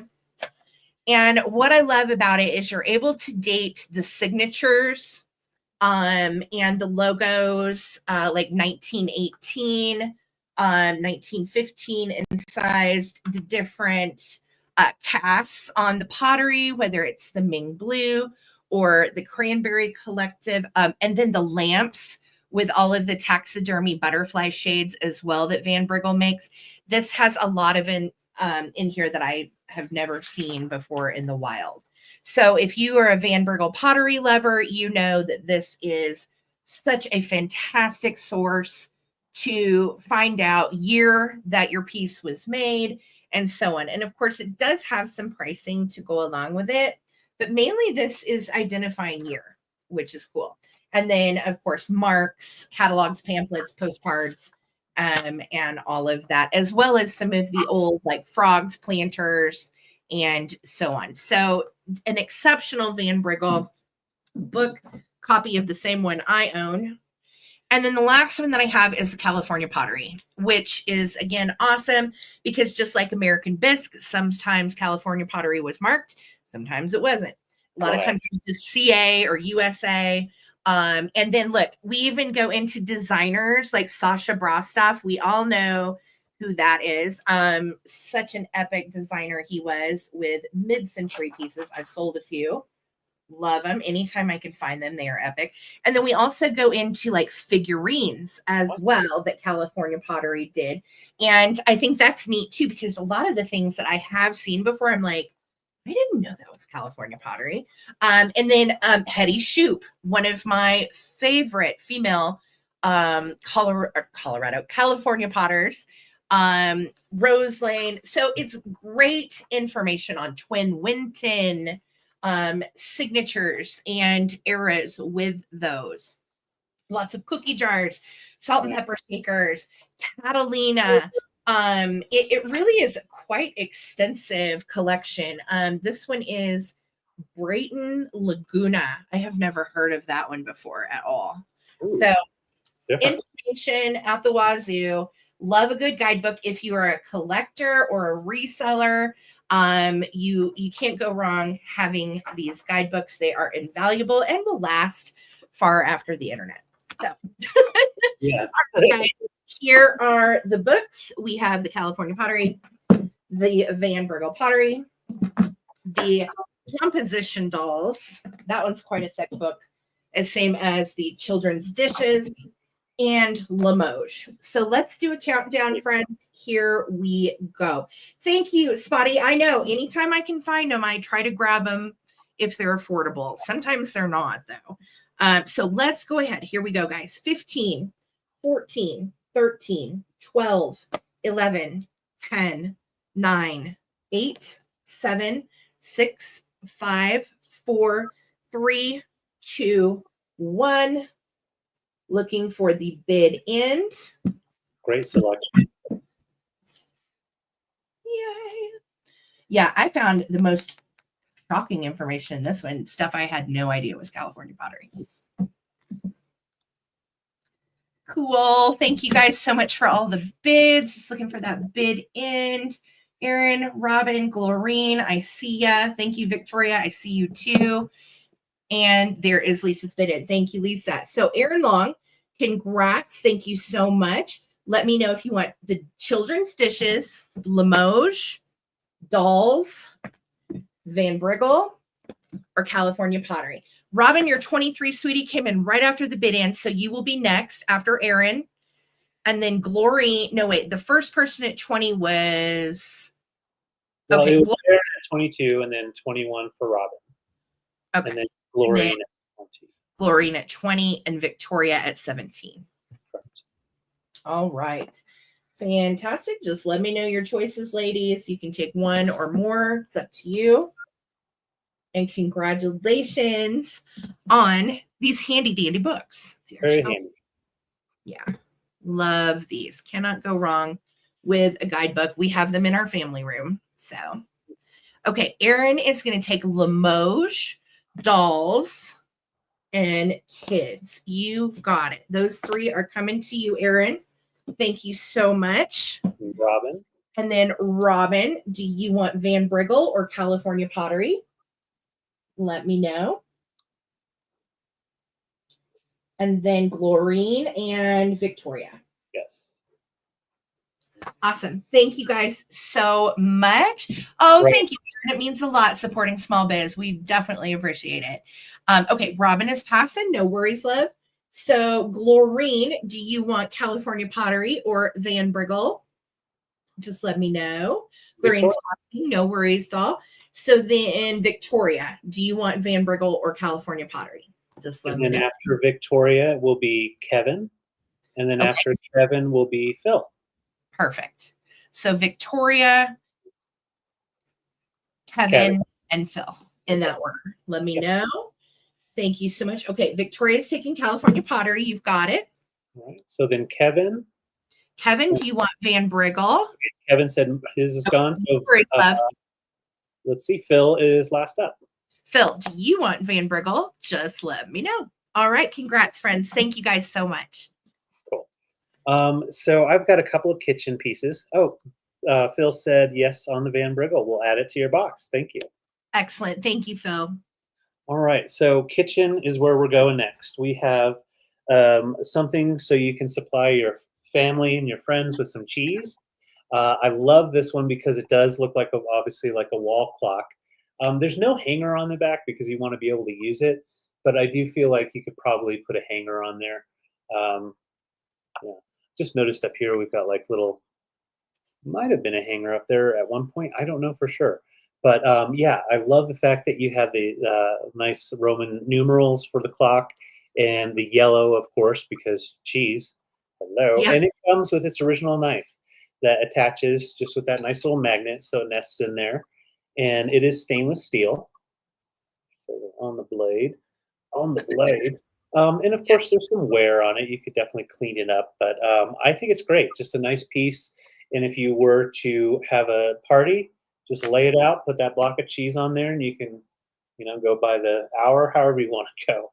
But yeah, I love that. Right. Oh, you're right. some on this too. A cheese ball, you know, the ones that are covered in like almonds and stuff. Yeah. That would be cute on that too with the little Oh, knife. totally. And yeah, you're right, Laza. Totally the same type of color, same vibe going on there. Yeah. So yeah, so that's the first piece of this choice, and it's about 12 inches, 12 inches tall. And of course, you have that nice ceramic tile there. No scratching or issues on that either. Yeah, cheese ball. Cheese This ball. I grabbed out of the kitchen, and it actually had utensils on it that they had still been using. I took the utensils off because they were just like newer utensils. But this is an older piece, handmade, nice turned wood, and it's just really nicely made piece. You have 8 hooks that go around, and I don't know if this is aftermarket. The way it's done, it might have been. The way it's screwed on, I don't know, but they've got this really cool clothespin that has been shellacked and stuck on there with a screw, so you can put a little note up here, whatever you want. So I just have one little piece just to show you, so you can take your little things, and that's what they had, the little spoons, cups, those types of things hanging there. Okay, I was just taking a look. This could also, yeah, definitely be used for jewelry. Totally correct. But yeah, recipe card was up here.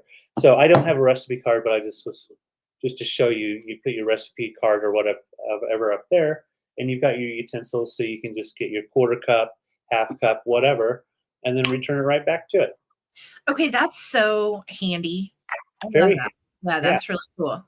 Yeah, in nice condition, nice and shellacked, and would go with most kitchens, just a nice solid wood.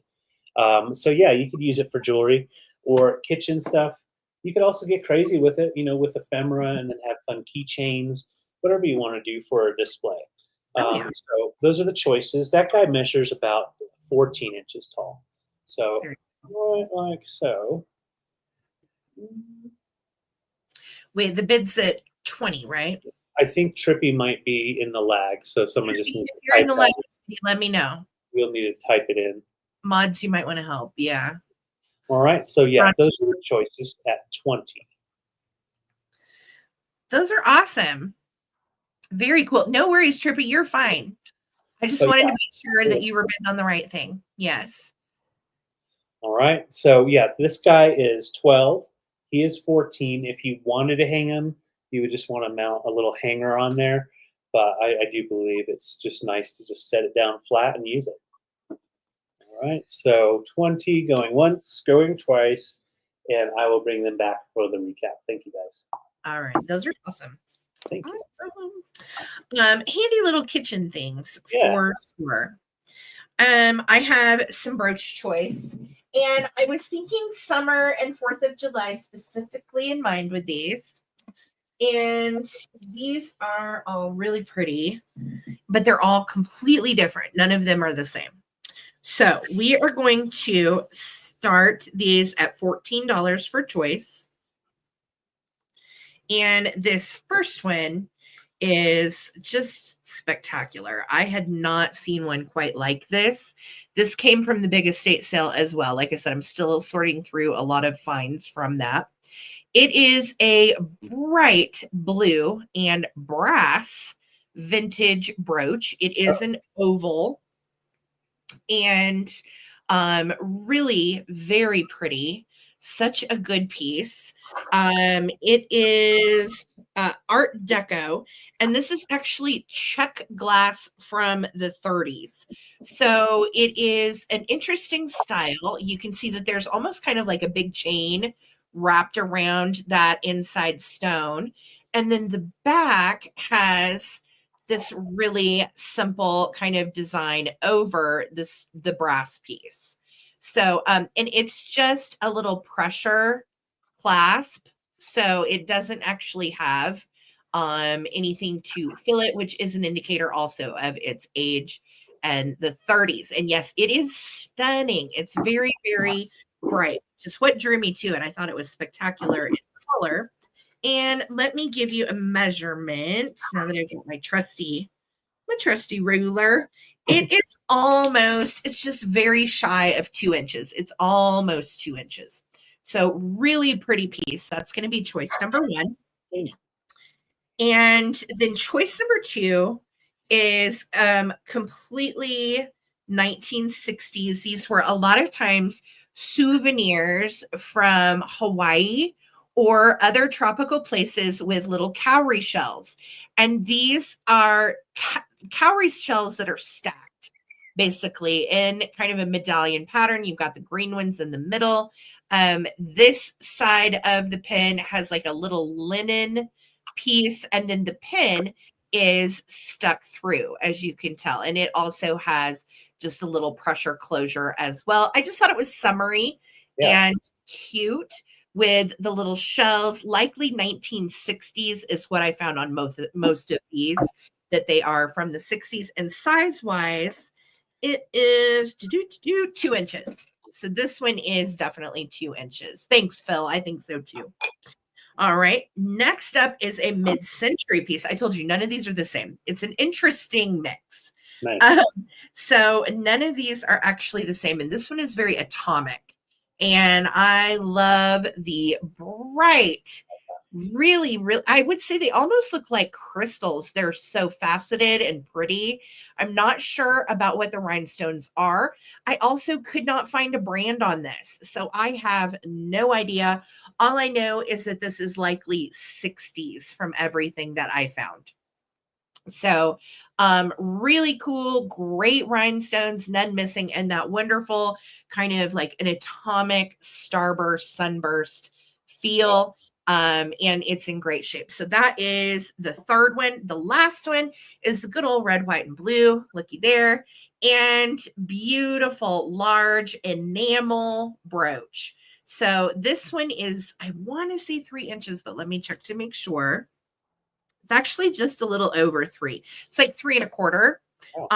And nice and large and big. I can definitely see somebody wearing this to the family barbecue. It is such a pretty one. Hi, Annette. Good to see you, love. Thank you so much. I see your bid. And it is really cute. I think it would be awesome like on a hairband. You could definitely wear it as a pendant if you wanted to. You could put it on a chain. I just love these old enamel pens. Yeah. So those are all your options, and they're all different eras. So we have our 1930s check glass and brass. We have our 1960s cowrie shell.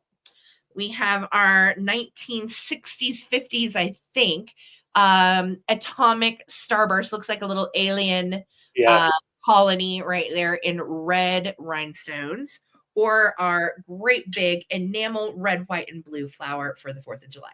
Fantastic. All right. So, friends, I'm going to start a countdown. Thank you guys so much for your bids. Here we go. These are cute together, too. 15, 14, 13, 12, 11, 10, 9, 8, 7, 6, 5, 4, 3, 2, 1. Bid end. Thank you guys so much for all of the bids. I love these. Yeah. Real fun choices. Oh my gosh, totally, Victoria. I love Rocky Horror. That's a fun one. Usually watch that around Halloween. Yep. All right, Robin, Annette, I see your bids. Oh my gosh, who's gonna get it? I can't watch. There is a live tonight. Oh my God. Okay, there's Lisa's bid in. So Robin at 37 is gonna take first choice. Robin, let me know which one or ones you want. And then Annette, you are right behind Robin at 35. Your 38 came in right after the bid end all. And then Susan Lee at 26 and Nettie at 21. Okay. I know, Phil, that was so exciting. That was so exciting. Thank you for all the bids. Robin is taking the blue. Blue, gorgeous option. Don't blame you. All right. And then Annette, do you want the enamel? Do you want the atomic? Or do you want the little cowrie shells? And then after Annette will be Susan Lee. So Susan Lee, be watching. Yes. Okay. Red Burst, you've got it. That is coming to you. Thank you so much. Susan Lee, let me know if you would like the cowrie shells or if you would like the big bright flower. Where she's passing, because I know She says she already has that red, white, That's and so blue. great. I want to say I've sold this one before, Susan, so you may have gotten it from me. That's awesome. Thank you. Nettie is next. Nettie, let me know, doll, if you are interested in red, white, and blue or the cowrie shells. And that's everyone. All right, perfect. Thank you guys so much. These two are available. Okay, if anybody wants one of these, holla. Thank you guys. All right, those were fun. So I've got a couple of mugs here. We always need mugs, right? So I have 2 blue Kimberly mugs, Kimbali, if you know what I'm talking about, if you know. And one was actually ours. One we got from an estate sale. And so it's just been in the back of the cupboard, and I just, every time I get it out, I use it, and then I forget about it. But they're just really wonderful mugs, made by Fire King, early 50s. Sarah just sold a book that actually had all the Kimberly mugs in them, showing the year and value and all that stuff. But Anchor Hop, that Fire King book, the paperback one that you had. Somebody in the chat bought it. Yeah. Yes. Lisa is asking if she can have the 2 remaining brooches. You absolutely can, Lisa Day. Thank you so much. Yeah. And yeah, so Anchor Hawking. Okay, Phil, thank you for being here so much. Love you, Phil. Oh my God, I forgot to do the dolls. Phil, I forgot. You want to quickly do I totally forgot, Phil. I'm sorry. If Phil is still here, Go ahead, babe. I'll do the dolls next. But yes, so Anchor Hawking Fire King, the Kimberly mug with that beautiful diamond design, and then a nice white milk glass on the inside. So I have 2 available at 14 each, very collectible. It's kind of, this one is a little bit lighter at the bottom. This one is a little bit darker at the bottom. That's really the only difference. They're both in just excellent condition. And then I have this one last one here.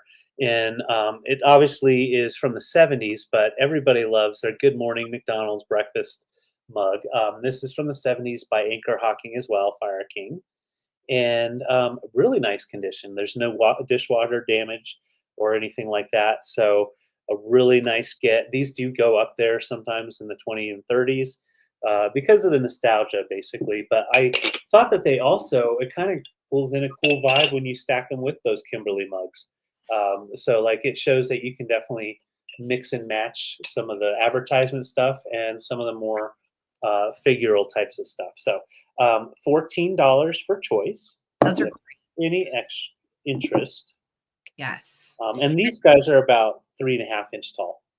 Those Kimberly mugs in that blue ombre are so popular among kitchen collectors because we all love our Fire King fired on glasses. And again, whoever does get these, please don't put them in the dishwasher because it kills the shiny patina on these fired on glasses. Yeah. And if you get a mug tree, kind of like, this type of thing, obviously it wouldn't hang on there, but they hang so nicely, or a hook under the counter, and you can have them lined under the counter. Really cool way to display them. So that's so cool, Kathy. Miss says that she had them in orange growing up. That's fun. We had them in green when I was growing up. So those are the choices. Thank you, Robin Watson, for your bid. If anybody else wants to get in, now's the time. We have 3 mugs available, 2 Kimberly mugs and McDonald's from the Phil, go to your apartment. I just texted Holly. You're good to go. Okay, I mean, go to your appointment, not your apartment. Sorry. Bye, Phil. Like, is she outside? All right. Well, bye, Phil. Thank you so much. Let's count them down. Thank you, Robin. 15, 14, 13, 12, 11, 10, 9, 8, 7, 6, 5, 4, 3, 2, 1. Bid end.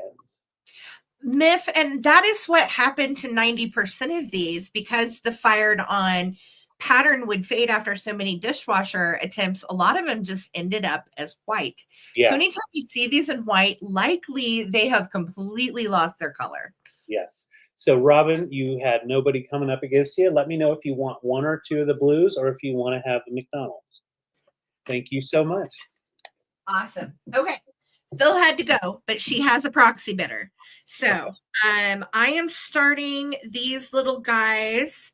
They are, at 26, starting them at 26, and they're precious. These are little 1940s Irwin cupies. And Tiffany, you guys know Tiffany that we had a sale with, that's always in the chat. She was in Denver over the weekend and she texts me. She's like, do you want me to pick these up for you? And I was like, yes, they're so cute. So they are hard plastic celluloid Irwin cupies. And they are dressed in their best little wedding attire. They are precious. And this is for the pair. No, not for choice, baby. Not for choice. Oh, This I'm is sorry. this is for the pair. So they are coming together. I can't lose him. He's my groom. And she's my wifey boo. And what I love about the guy, and I have never in my life seen an Irwin Cupie that has the little yarn hair, but they do. So my guy has got like Cabbage Patch Kid hair, which is super funny to me. And he even has this little boutonniere, and he's got a little tie, and he's definitely been in the emo mascara. He's all up in his fillings. Play Panic at the Disco. So but his little hat is also glued onto his head, which I think is so cute. I love how they put it on like sideways. Yeah. So cute. So let's talk about details on Little Miss Thing. Now she is going with some rhinestones like a tiara. And then they have, I don't know if those are pins. No, they have glued little beads on, I think, to her. And look at those flowers. Oh, my stars. Just absolutely precious. She's hanging, and they're kind of like wired onto her little arm. So she has her flowers that will go up or down. She really wants to throw the bouquet pretty badly. She's got crazy little yarn bangs to match her groom. My groom and I have the same hair. Don't show my underpants. I'm showing your underpants. I'm sorry. Okay, so she had, these are like kind of taped on almost. And then the bottom of her little boot says Hobie. I don't know what that means. I've never heard of that brand. I didn't look it up because I'm assuming they're little craft shoes that were made to fit Irwin Cupies. But her dress is just precious. And I was so thrilled. Tiffany texted me these and was like, do you want me to pick them up? I'm like, oh, yeah. They are just so stinking cute together. And again, June is that month where bride and groom displays, anniversary displays. A lot of people get married in June. So these little boogers are walking down the aisle. We've been married for 50 years. We're at each other's throats. So whether you put them in an anniversary display or you know a bride and groom that needs them, or you're just a collector, they are precious. So let's count them down. They are Irwin from the 40s.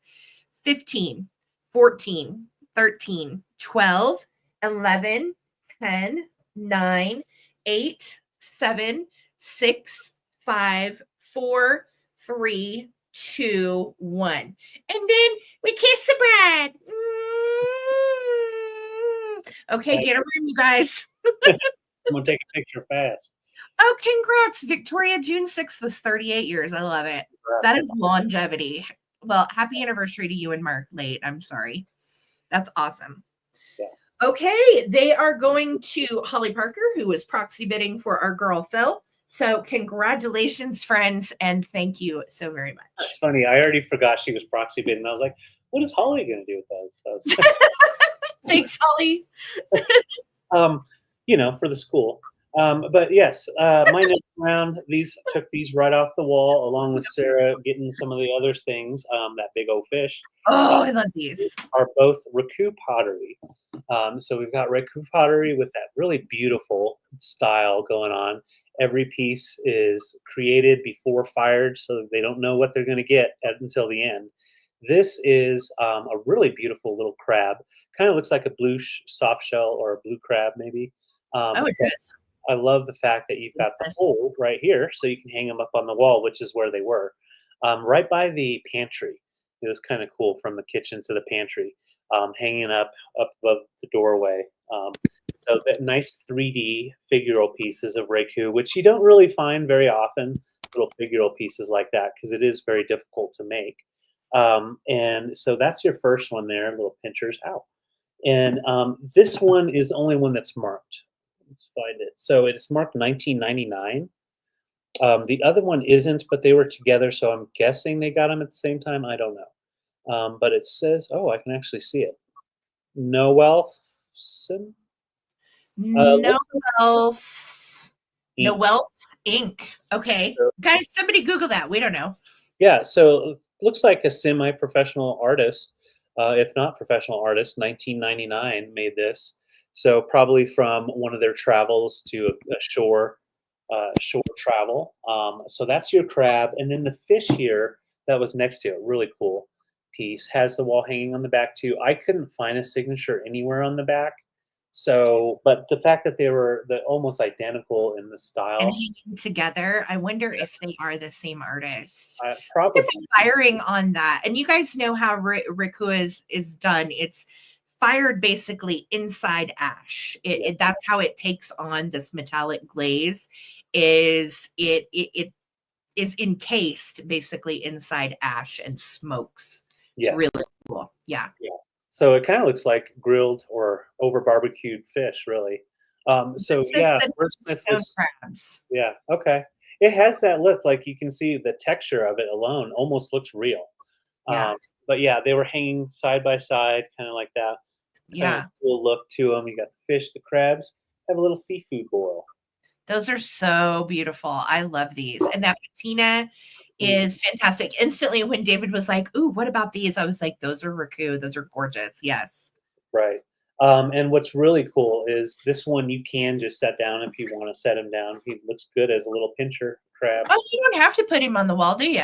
No, the Yeah. fish you would, but this guy, yeah, you can see. Then you can see the gold at the bottom and everything. So yeah, really nice texture. All those colors coming in, and yeah, you don't really. I couldn't find anything like this online as far as figural Raku. So I think just a really cool set of little animals. So.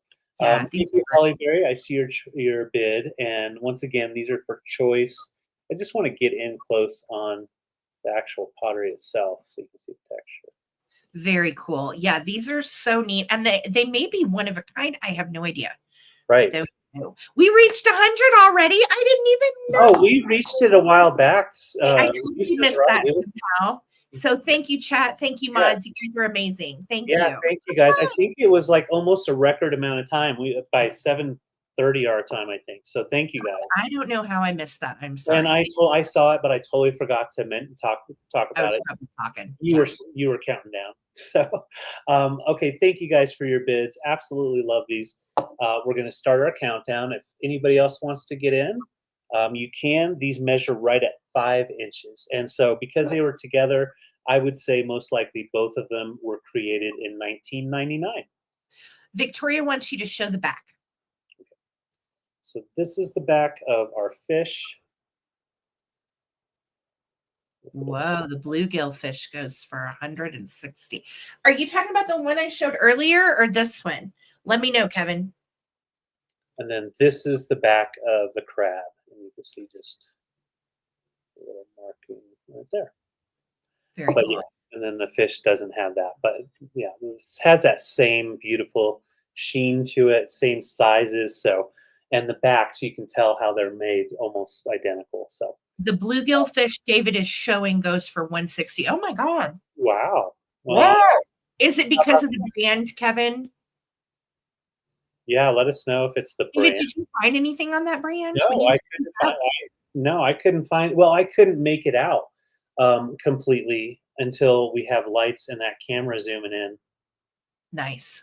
Oh, Yeah, cool. No Elf's ink. right I on. have never heard of. Is it No Elf's or Ho Elf's? I just learned a new thing. Same. I don't know. We'll look Okay. at it one more time. One more time.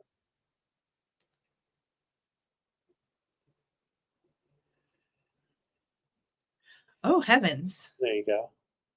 Oh, Kevin says he can't find the crab. All right, let's count it down for Annette. Annette's about to get something Oh my! These go for a lot more, David. really. Well, that's what we get for not looking them up. That's the way it goes. Oh well. Well, Annette's at 26, and that's for choice. So we're going to start our countdown. You're right, Helen. Let's do it. So 15, 14, 13, 12, 11, pinchers, 10, 9, 8, 7, 6, 5, 4, 3, 2, 1. Bid end. Amazing. Someone is getting a deal. You know what? I love it. I'm here for it. Well, heck yeah. I know, Helen. Me too. And that's Victoria. Victoria came in with 27. Thank you, Victoria. And we're waiting for that bid end. Where is it? Where is it? I don't know. And I see Robin coming in with 31. There is our bid end. So Robin, congrats. Let me know if you want our crab or if you would like our beautiful fishy. Or you can do both. Heck of a deal. Congratulations. And I'm so glad that we got those from that estate sale. I know. Yeah. Right on. So let me know, Robin. Congrats. And okay, so Robin's taking fishy. And then Annette, let me know if you want our crabby. I know, Victoria. But that's really nice. She left one for Annette. So let's see. You guys are so kind to each other and so good to us. I'm so glad you got a good deal on something awesome. Yes. Hey, fantastic. All right. And it's okay, Lisa. You're doing fine, sweetie. I know it was lagging last week too. You're doing all right. Yes. So Robin's taking fish. Victoria, or no, wait. I'm sorry. Annette, did you want crab? You got it. Congrats, Annette. Way to go. Awesome. Thank you, guys. Fantastic. Yay. And we learned stuff about Raku. Yes. So that is fantastic. All right, you guys. I have, where did it go? Oh, these are so pretty. I have some vintagey 1960s necklaces. All estate sale finds. And these are really cool. I'm starting them at 20. And the first one, I have 3 for choice.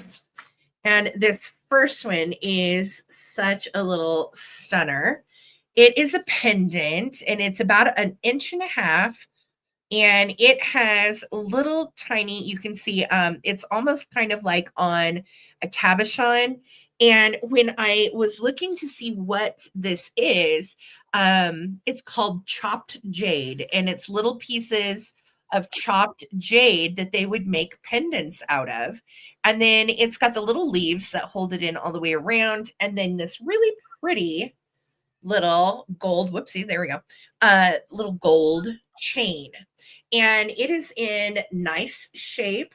It does not have any issues. It also doesn't have any markings. So, you know, I didn't even look, Victoria. It does. Oh. Maybe not. No, not really. I mean, it does like slightly, but not like we're used to with like jadeite or something. Now the little chain on it is, hold on. With the chain, it is a 24-inch chain. So the drop on this is going to be about 14 inches, which is just so pretty. Okay, jade doesn't glow. I didn't even know. I had no idea. So I just thought it was beautiful. I love these little pendant style 1960s funky necklaces. So I picked it up. So that is going to be your first choice. And the chain has just a regular kind of C-clasp, just regular. All right. Next up is one from Germany. This is a really pretty little guy. This is reverse painted intaglio glass. Am I saying that right? If I'm not, I'm sorry. And it is marked Germany. And you can see this is the reverse painting. So they would have painted it on this side, and then you wear it with the painting facing out on that side. And it almost slightly looks cloisonné through there, doesn't it? Yes. Really pretty. This is also on a nice little gold chain, and the back of this is marked Germany somewhere. I saw it on here somewhere. Where the heck is it? Oh, maybe it was on the chain. Yeah, the chain, really tiny, is marked Germany right there. Okay. So, and this clasp is like a little latch style, and I like these too because it rarely ever comes unhooked. So you have that nice little latch style. Now the chain on this, I want to say is also 24 inches, but let me see for sure.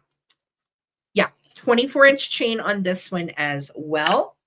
And it is in beautiful shape. You can see the glass. This is made of glass and it is reverse painted. So that one is the second choice. And then the last one that I have is such a fun little piece. This is a little mesh bag with a crown on it. And from everything I found, these are all 60s. It is perfect if you like need to go to a party and you're like, oh, I usually take my pills around 8 p.m. I'm talking old people stuff here, guys. For me and David too. Oh, we need to take the pills, or you can throw some Tylenol in here and you're good to go after having a margarita at the party, right? So cute little mesh guy. I love how it looks. The opening is great. And the chain on this is also quite nice. Let me see what the clasp looks like. Where is the clasp? There is no clasp. You just pop this over your head. Okay, so there is no clasp on this one. It is just a pop over. And it is also, I think, this one is 28 inches. So it's just a smidgen longer. Right? I know. I'm like, you can put your Tylenol in here. Yeah, if you are on antibiotics and you need to take them at a certain time, you know, you've got your little antibiotics decanter. I'm thinking really practical with my fashion. Okay. So these are going to be for choice. You have all of these three. I'm going to try to hang them here for you to see. And I see your bids. Thank you, friends, so much. And we are going to start a countdown. So we've got the chipped jade.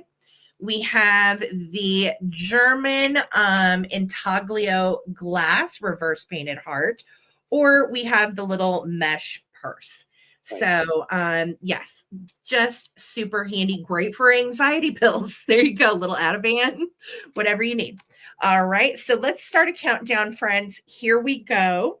We are at 24, looking for 25, 15, 14, 13, 12, 11, 10, 9, 8, 7, 6, 5, 4, 3, 2, 1. Bid end. All vintage costume jewelry from the 60s. I love it. Can't go wrong with these cool pieces. I love the gold bag. That's my favorite. Okay, Holly Berry's at 26. You're cool. Okay, Carrie Wood is at 37. Robin Watson's also met her at 37. You get a pill. You get a pill. Robin's at 41. No worries. And there's the bid end. Robin, do you want the chipped jade, the intaglio, or the mesh? And then behind Robin is going to be Carrie. And then behind Carrie is going to be Holly Berry at 26.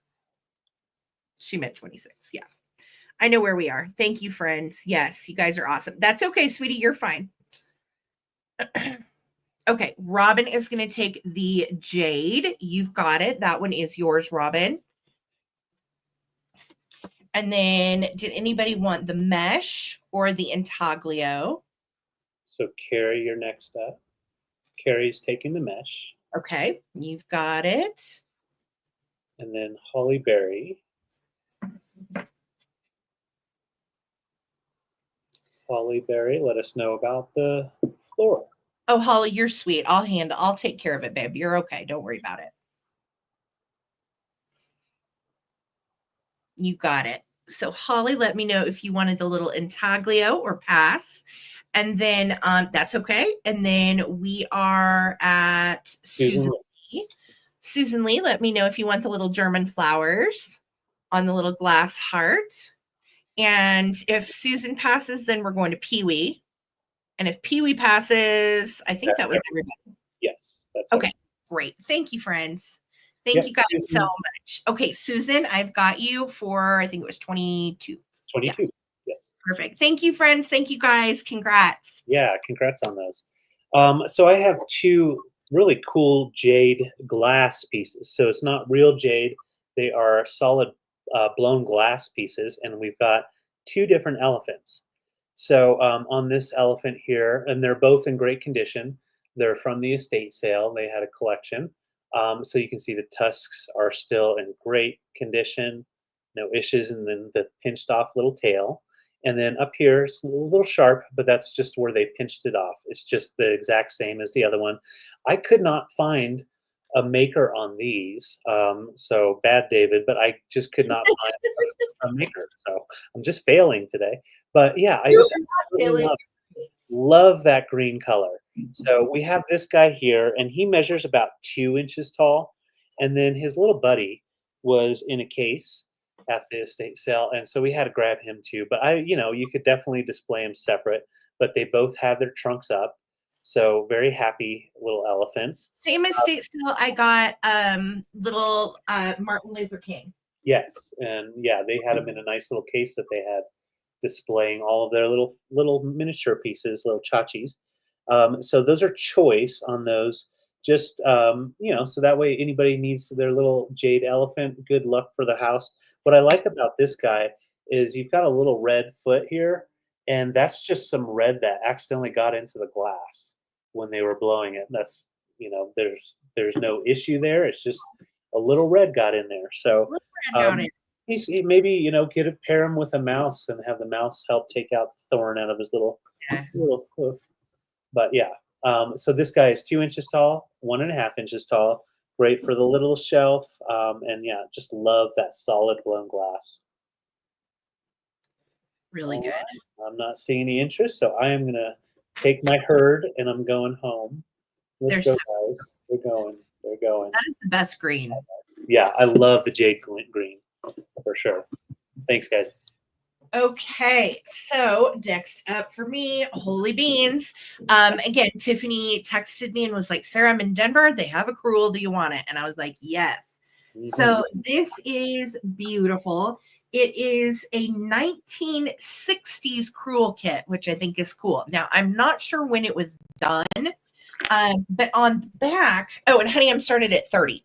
Okay. On the back, it says Lee Ward's Craft Bazaar, North Glen Mall, which is up in Denver. So whoever framed it had it, in Denver, which is where it came from. So you can see what I love about it too. Sorry, I just bumped my laptop. You can see all the different colors green. There is like Kelly green, kind of an olive, different shades. And then same with the yellow.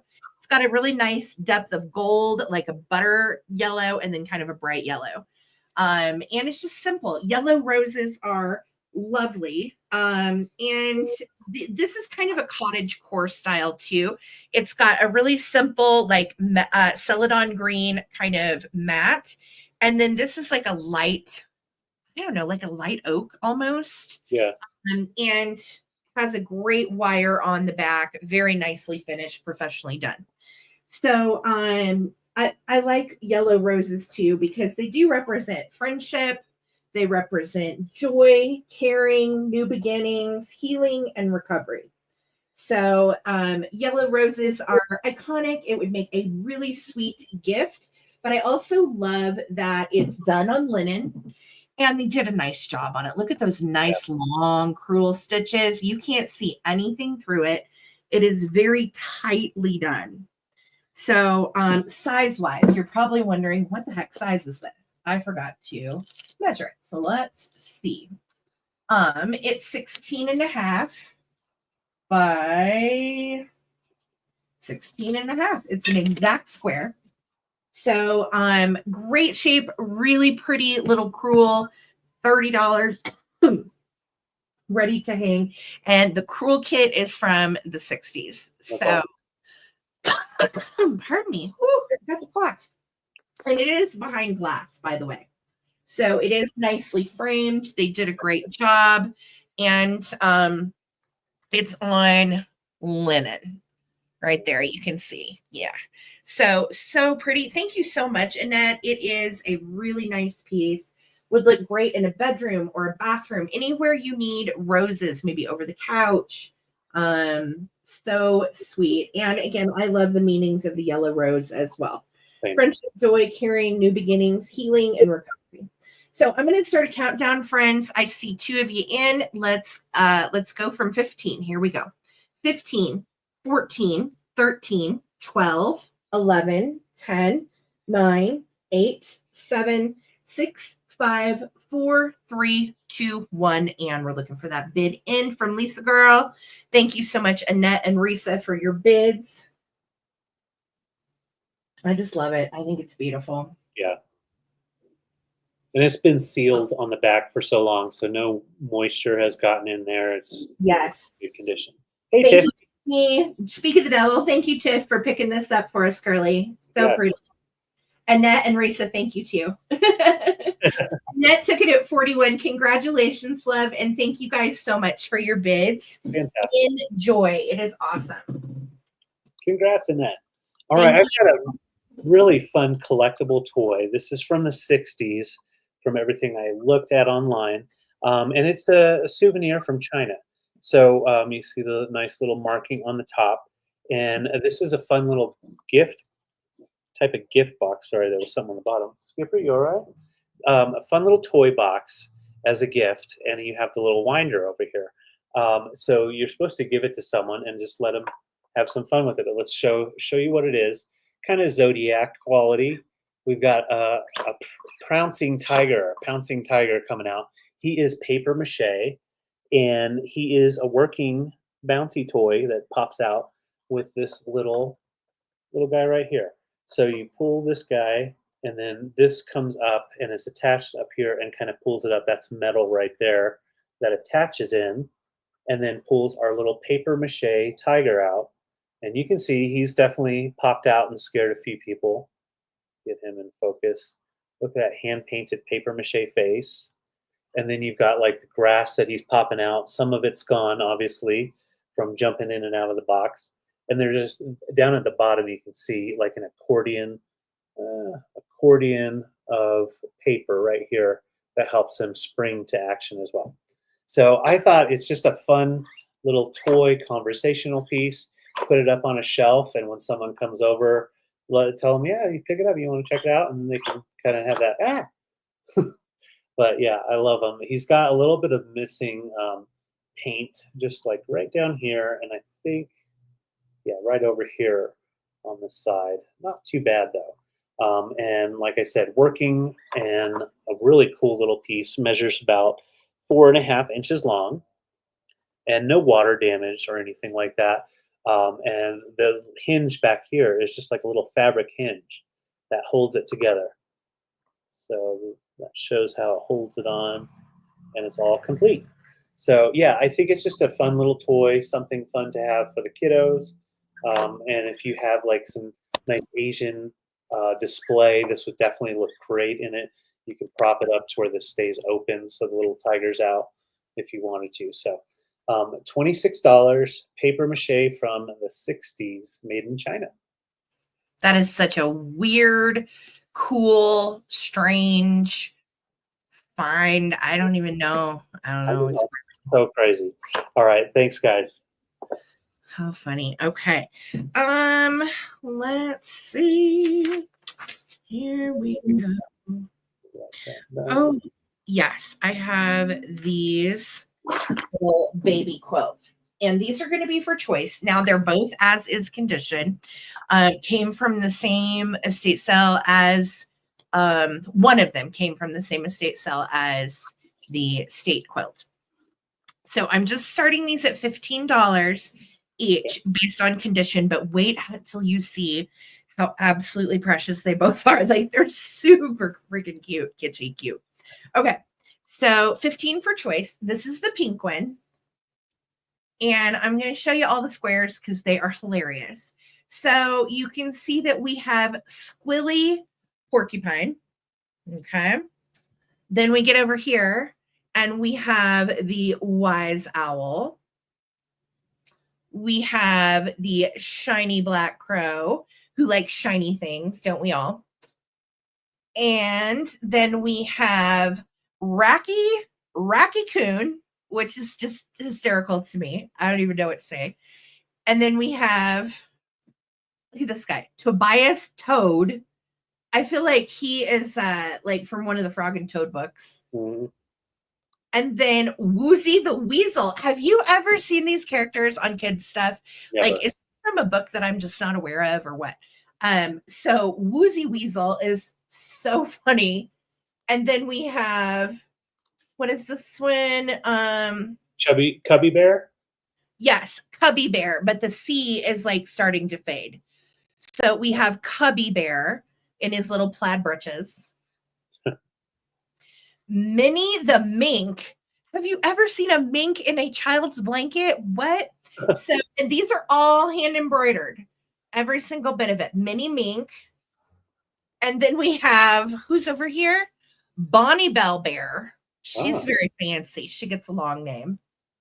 Under Bonnie Bell, we have Tilly Turtle. And then what is this one? I don't even know. Bunny Rabbit. Okay, that one's just regular old Bunny Rabbit. And then last but not least, we have Betty the Badger. Betty the Badger. We have some very non-traditional woodland creatures in this bunch. And it has there was a little spotting on the back right there. It's very faint. And there was one other little spot. Let me see. Oh, this looks just like a little orange. I don't know if that's like run through from the other side. I'm not sure. No, Helen, no beaver, believe it or not. We've got everything else but a damn beaver on this thing. But it is a kid's blanket. It's not huge. Of course, you know, I use these for my dogs. But this would be so cute, actually, like hung up somewhere. At the estate sale, they had it hung up on the wall with tacks. Ugh, holes. So I took it down very carefully. Okay, it's 34 by 49, basically 50. So 34 by 50, basically. Really cute animals. It has some raveling spots where the stuffing could fall out per se that maybe need to be sewn up right at the top. And let's see here. There's a little raveling right here. That's just like stuffing that's coming out on the corner. And then there is a little right there, like open spot too. So if you are handy and you can sew, you certainly could sew this back up pretty easily. I love all of the detail in the critters, the little pale pink design mini mink, for Pete's sake. What world? I don't even know. So that's going to be choice number one. And then did I put the start price in right? Yes. Wow. Okay. I priced down because of condition only. Okay. Yeah. I just wanted to make sure I didn't get it wrong. No, like, oh, that's right. That's right. Okay. So I told you these are just ridiculously cute. So here's the next one. And this one has like an aqua little border that's running through it. Both are crazy soft. And right here, you can see we've got little doggies in hats. And then we move over here to a little rabbit with some ribbons and flowers. And then look at this. This is so stinking cute. We've got like little lammies. Are those cats? No, those are lammies. And poodles. Poodles. There is one of the stains. Okay. And again, you can try to get that out if you want to. It almost feels, it has kind of a texture like glue. So I don't know, that may not soak out. I don't know. Then this one says baby, and it's got a bunny and a chicken. And then we have more little puppies in the middle. Cool. A puppy looking at a butterfly. And then look at this. This is so cute. It says honey bun. And it's got little bear in the honey with a bee. And then you've got the little lammy and a bunny. And then that one is all poodles. How stinking cute is that? Right. And then this one is a pheasant. Totally bizarre. Howard is like, I want a pheasant. The kid clearly wanted a pheasant on his quilt or hers. So then we have more little doggies down here. All the squares are different too. And then little doggies with flowers.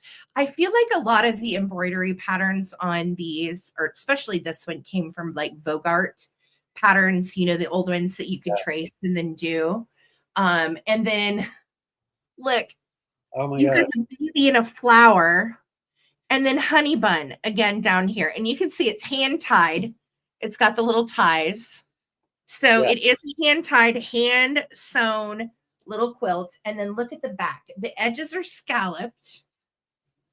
And then this is the back. And the back does have, there was a stain somewhere. You guys know I'm really weird about my linens. Like, I don't really like to pick up things with stains. But when the graphics and the embroidery is this cute. Right. No, I don't see any stains on the back. I think it was just that one on the front. I showed you the one on the front, right? Yeah, you did. Yeah, there's none on the back. My bad. But it has on the back, look at this cute little like floral. It's very worn, very soft, and it's so pretty. Kind of like a little blue and green floral pattern. I love the old patterns. So, so cute. Let me measure this one. I want to say it's pretty similar to the other one, but I love the scalloped edges on it too. Okay, so we're at 49.50. It's probably by 34 again. This one's by 36. Okay. So they basically, you're hilarious, Kevin. They basically are just little handmade, embroidered cutie pie blankets. Now I use these for my dogs. Don't judge me. All my dogs have their own little blanket. And these are just so cute. And this one then has all of the wild, funny critters on it as well. So mini mink, I don't even know what to say. Too silly. So I'm going to start a countdown. This is going to be for choice. I see a couple bids in there. Thank you guys so much. And I am going to start from 15. Here we go. 15, 14, 13, 12, 11, 10, 9, 8, 7, 6, 5, 4, 3, 2, 1. Bid end. So cute. I love these. Yeah. Very cool.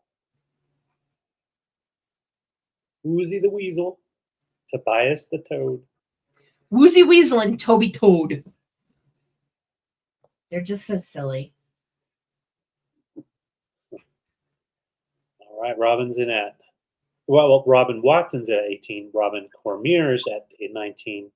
Robin Watson's back at 21. Looking for the bid end. There it is. Thank you, Lisa. Okay, Robin, congratulations at 21. Watson. Robin Watson. And Robin Cormier. Oh, I got to make sure I write this down right. Robin Watson and Robin Cormier are the winners. So Robin Watson is first. Let me know if you want pink or blue. And then Robin Cormier, same question to you. All right. Sure. Thank you guys so much. Okay, you can take them both. Thank you, Robin. Congrats. Those are fun. Yeah. Congrats, Robin Watson. Thank you, guys. All right. So I have a really beautiful hand-carved piece. Love the hand-carved wood. And I know we have a lot of hummingbird lovers out there. We love them ourselves. We just don't have many in our area. We just don't try to attract them. But, oh my gosh, this is such a beautiful carving. So no damage at all. His little beak is perfect at the tip. And it's a beautiful hummingbird on burl wood. And so you've got the knot down at the bottom. And he sits up like this, almost like about to be in flight or possibly drinking from a flower type of thing. But look how he sits. He sits up like this. So he's kind of staring right at you, going to come at you like that. And you can then see the knot down here. The bird, it's all one piece, and it's all carved into that one piece. So you can see how this bird feather is attached. That is all one piece, and they just try to make it look like it's a two-piecer. That's so much detail in there. I'm going to show you his little talons here too. So he's got his little claws down there, and that's just carved into the wood. There we go. And even his face has perfect little carving going on and almost a perfectly straight beak on this guy. So very unique. I only found one like him, not like this sitting up though. It was one that sits like this and then he was kind of flying off. So very unique piece, handcrafted. You've got all that detail on the wings, so that side here, and then over on this other side, straight from one piece of burl wood. So very nice, folksy piece, and I think it looks great with some brass, obviously, but also just mix it in with all your display. So Zona and Susan are Vuvu. I see you both in. He measures right about 6 inches tall, and like I said, when you set him up, he'll just sit up just like that. He has a nice balance to him, so he won't fall forward and pitch off the table or break or anything like that. So Zona's at 29. Let's count them down. 15, 14. Thank you all for your bids. 13, 12, 11, 10, 9, 8, 7, 6, 5, 4, 3, 2, 1. Bid end. Thank you, Zona and Susan Arbuvu. Yeah, when we lived in Missouri, the hummingbirds were thick. Yes, they were. You don't see them that often, although we don't really put out the sugar water anymore for them either. We'd probably see more if we did, but yeah. Well, and we used to put out more flowers, but just the last few years, the hailstorms, we've just kind of not. We've kind of dialed it back a little bit. Yeah. So Zona's at 29, looking for the bid, and where is it? Guys, for your bids. There it is. All right. Thank you, Zona. Congratulations, doll. Thank you, Zona. It's a beautiful bird. All right, guys. So the next round for me is starting at 15. And these are both little like celluloid plastic style dolls. They came from the doll estate sale of the major collector, the one with all the guidebooks and stuff. And they are just so cute. So first up, this little one. Oh. I don't know. She's a little okay. She's a little anxious. She's a little scared. She's a little weary. She has some serious side eye. I don't believe I heard you say. She really is very serious in her little facial expression, which I think is a hoot. Yeah. Now, based on her clothing, we're going with 30s, 40s. She has on like a little plaid dress, and it's like gray and brown, and then over it we have like her little dress coat, and you can see the print on this is like a really tiny little paisley. Yeah, so cute paisley in squares. And I don't know about this. I don't really want to be on camera now. She is anxiety doll, which I think we can all relate to. I know most of us have anxiety of some sort. So yeah, she is really, really cute. And she sits like this, but she's kind of got like baby doll legs, and they move, but I'm scared to move them too much to make her stand. So I would probably just leave her sitting. They will come down, but I don't think she's going to stand like that. All right. You can see her little hair is worn. There are some worn spots all over her hair, and that's kind of based on age. That's probably part of it. She does have little blue bloomers on that are about to fall off, and they are kind of hold up. And again, based on her age, that's probably not going to be uncommon. So she's just the sweetest little plastic baby doll, and she is going to be, yeah, that's right. I don't like sharp objects. I'm going to leave now. Bye. Okay, so she gone. She's scared. She was choice one. And choice number 2 is a celluloid doll who has her little joints hanging on for dear life. They are, you can see in the inside. I'm going to let you in close here. You can see that they are strung on very little thin pieces, I think of fabric.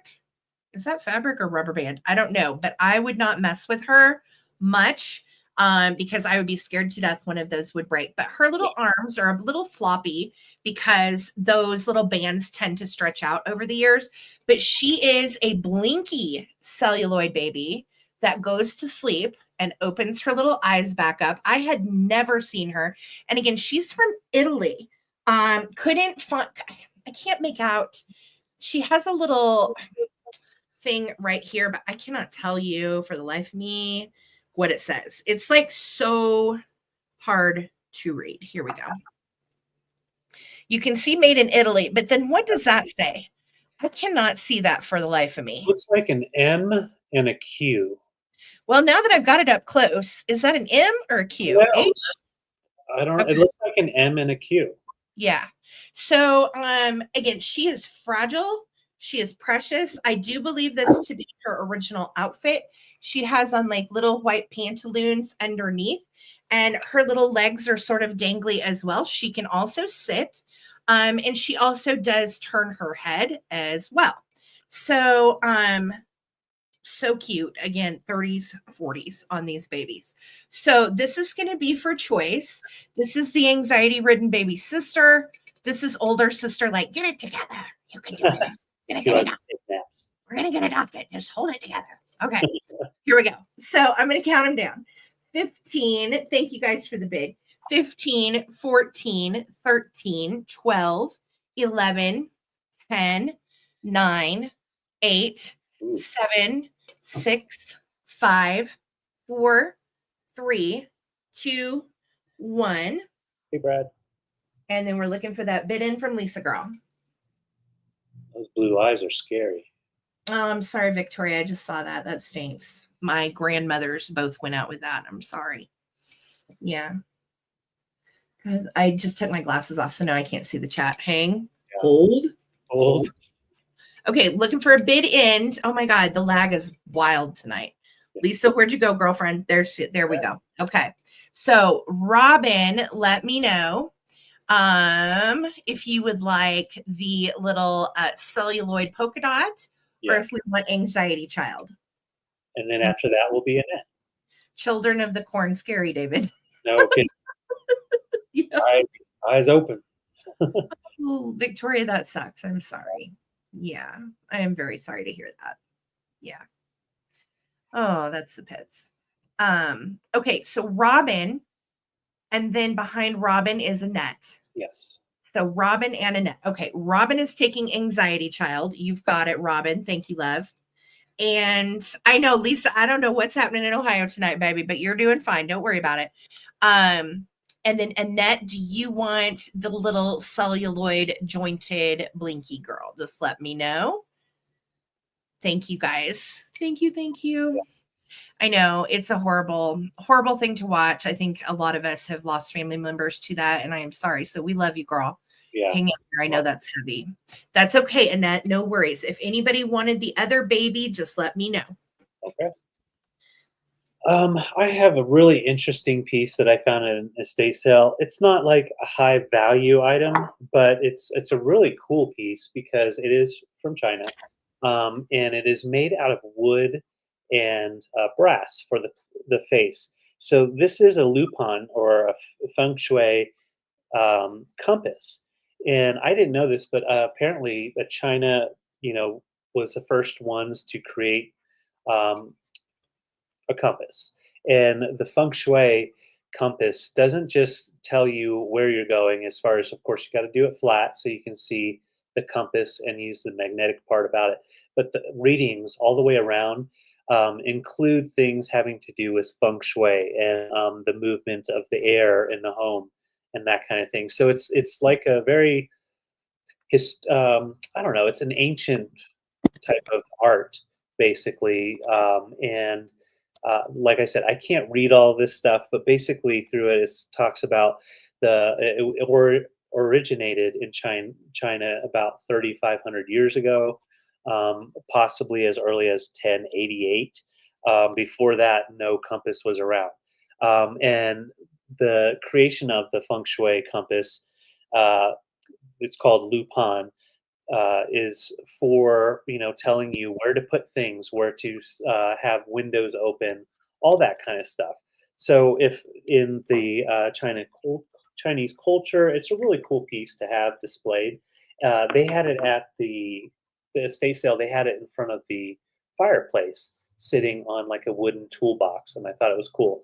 But this is actually going to come with a few things. So it's going to come with a nice little brass holder for it. So when you set it up, you can have it on display, and then you pick it up and use it as you would use any compass. It does have markings on the back. Of course, can't read that, but it would be fun to figure out exactly what everything says. And then, yeah, just display it nicely like that. And then it comes with this really cool carved stone ox from the Zodiac. And this was in the same room. And I thought it looked cool, just kind of displayed with your feng shui. And you've got the ox from the Zodiac. And it just has a nice little look to it.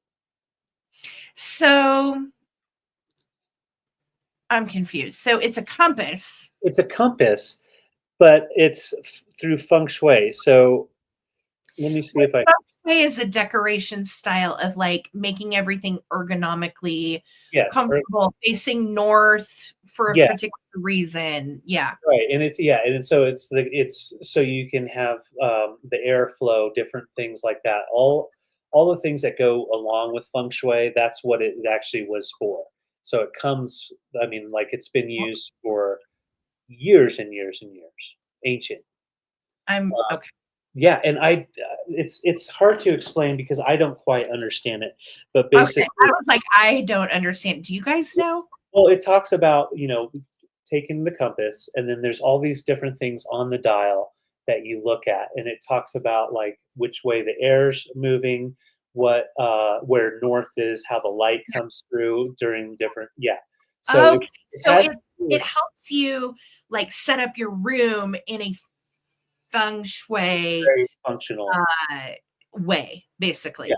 Yes, but it's for the most harmonious way, basically. So your home, everything is in harmony between the air and all of that. So that is so cool. I had no idea that's what that meant. Okay, now it makes more sense. Yeah. So it basically is the art of designing a comfortable home that also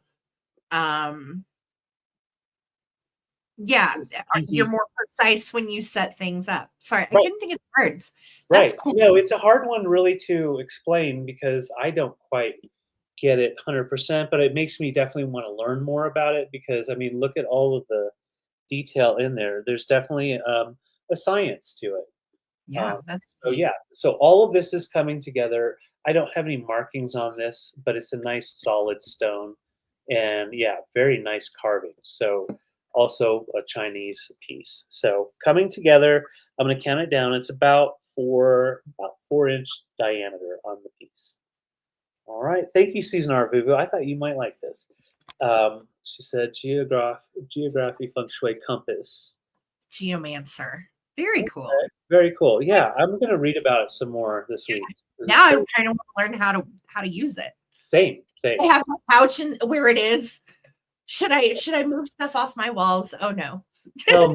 Please tell me, compass. Okay, let's count it down.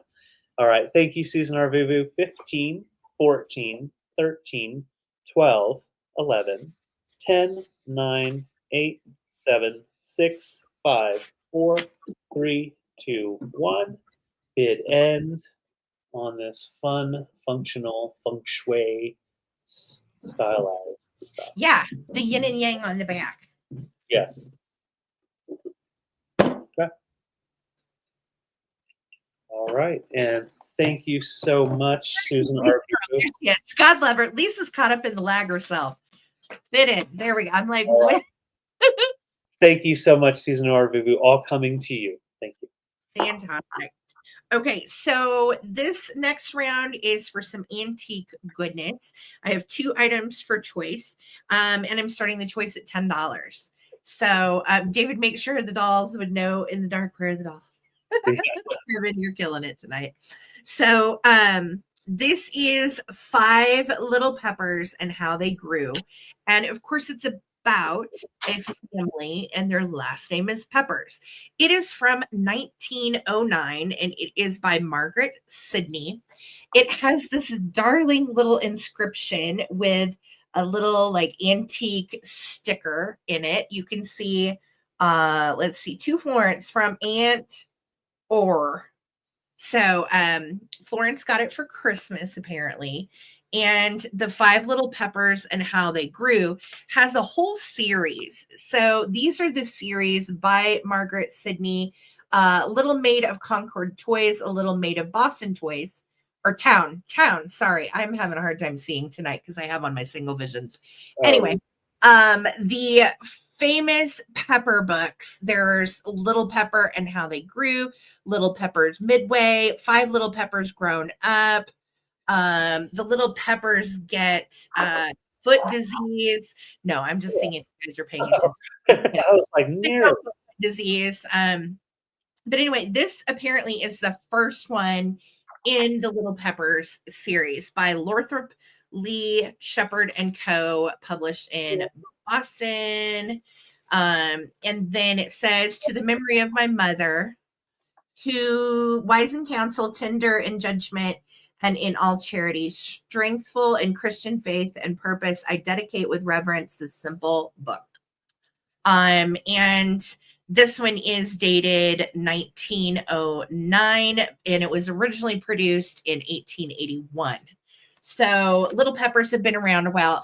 It's kind of a junior style book. It does have a few illustrations as you go, but it's really in nice shape. And I like the green color. It does have a little bit of brown right here and right here, but there's no like water damage at all with the book. Like everything's great. So that is choice number 1, The 5 Little Peppers and How They Grew by Margaret Sidney. Choice number 2 is an art print. And I have it on a piece of hard cardboard to show it to you without it bending.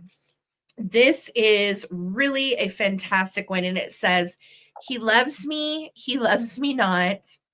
And what I found out about this is it's actually pre-1903. So this is prior to 1903. This was done, and it is an original. This is not a copy. And it said that the reason we know that is right. Where did it go? Right here. Photo by courtesy of the Lumiere N.A. Co. So what I found out is that was a cinematography and photography company in France. And they ended up coming to the United States in North America. And it was made by the Lumiere brothers. And they took this photo to, I think, advertise, from what I was reading, to advertise for a film. So I don't know what the film was. I don't know. All I know is this is pre-1903. So very old. And the only reason I was able to figure that out is I researched this. So look at the little, almost kind of like a mat around it. And then here you've got like some kind of botanical looking thistle, which I think is kind of interesting. And then they have, looks like Fuji mums and possibly some geraniums. And David, don't you feel like this is hand tinted? Absolutely. Yeah. Okay. Yeah. David's my photography pro on that kind of stuff, so I wasn't sure. But look at their beautiful faces, maybe sisters, maybe besties, I don't know. But he loves me not. Now, if you're wanting to frame this, let me give you a size. This came from the antique estate sale with all the circa 1910 stuff. So it is 10 by 5.5. 10 by 5.5. So it would be pretty cheap to have custom framed. Really a sweet one. And this is just a piece of cardboard I'm putting it against. And then the other side is just kind of like off-white. It doesn't really have much on it, but this is an original because of the estate sale that it came from. It is fantastic. So pre-1903 on the print and 1909 on the book. I'm going to start a countdown, guys. Here we go.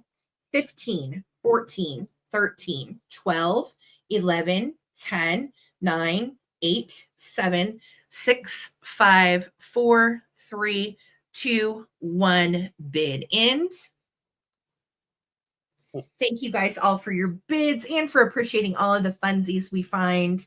We work hard to curate cool stuff for you guys, and it just means a lot when you incorporate it into your stuff in your home. You send pictures to us. We love that. Yes. All right. There is the bid end. Laura Kaiser took the bid. You were the first person at 22. And then Laura and Robin, your 24 and 25 came in after the bid end. So, yes, Laura Kaiser and then Robin Watson. Thank you, Kevin. Thank you so much. And Victoria said, Lisa said, now who's lagging? I'm like, well, that one came in fast. Thank you, Lisa. You're cracking up, girl. V said that they made movies from the Five Little Peppers. You're kidding. Yeah. Okay, so Laura is taking Little Peppers. You've got it, sweetie. And then Robin, do you want this beautiful little art print? Let me know. And if Robin passes, I think, Nettie, you would be then in and Risa. Yes. All right. So just let me know. And congrats, Laura. What a great find. Thank you, Helen. They did make movies on the Five Little Peppers. What were they like? Were they ornery little peppers? Robin, you've got it, sweetheart. Thank you so much. Congrats, Robin. Congrats, friends. Congrats. Let me get those written down. Yes. So I have 3 little polished stone animals, and now these would be Zodiac animals. So they most likely collected these when they went to China on their trip. So I'm just showing them right here. They're all about 1.5 inch. Let's start with this guy. So we have the ox, and he is mahogany obsidian. So you've got that like reddish tone mixed in with the dark brown and then the extreme dark brown. Nice hand carved, nice and flat. So if you do like Zodiac and you're the ox, great to put with some of your Zodiac stuff. And like I said, they're about 1.5 inches. The second one here that I'm showing is a cobra, the snake, and he is out of soapstone. Nice hand carving as well. You can see the little lines on his neck. And he even has a little pleasant smile. He's a little smiler. Hi, guys. And all the way around, nice soapstone with that nice marbling effect to it. There's his carvings. And then this guy here is a tiger, and he reminds me, the stone reminds me of Tiger Eye, but I don't think it necessarily is. I don't know. It sure looks like it. Doesn't it? Yeah. Okay, so it might be Tiger Eye, which would make sense because he is the tiger. There you go. So there you go. But yeah, that's actually my favorite stone is the Tiger Eye, just for like a simple little stone to have in your pocket. Thank you, Zona.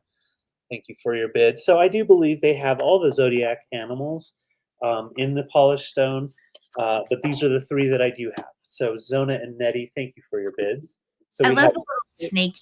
Yeah, and he's a nice soapstone, and then our little tiger in the Tiger Eye stone. And then the really beautiful mahogany obsidian right there. Wow. So there they are, just hanging out. That's that same little ox. Yeah. They had 2. Ox. Yeah, they had a couple of these, actually more than just the 2 that I got, but I didn't get everything.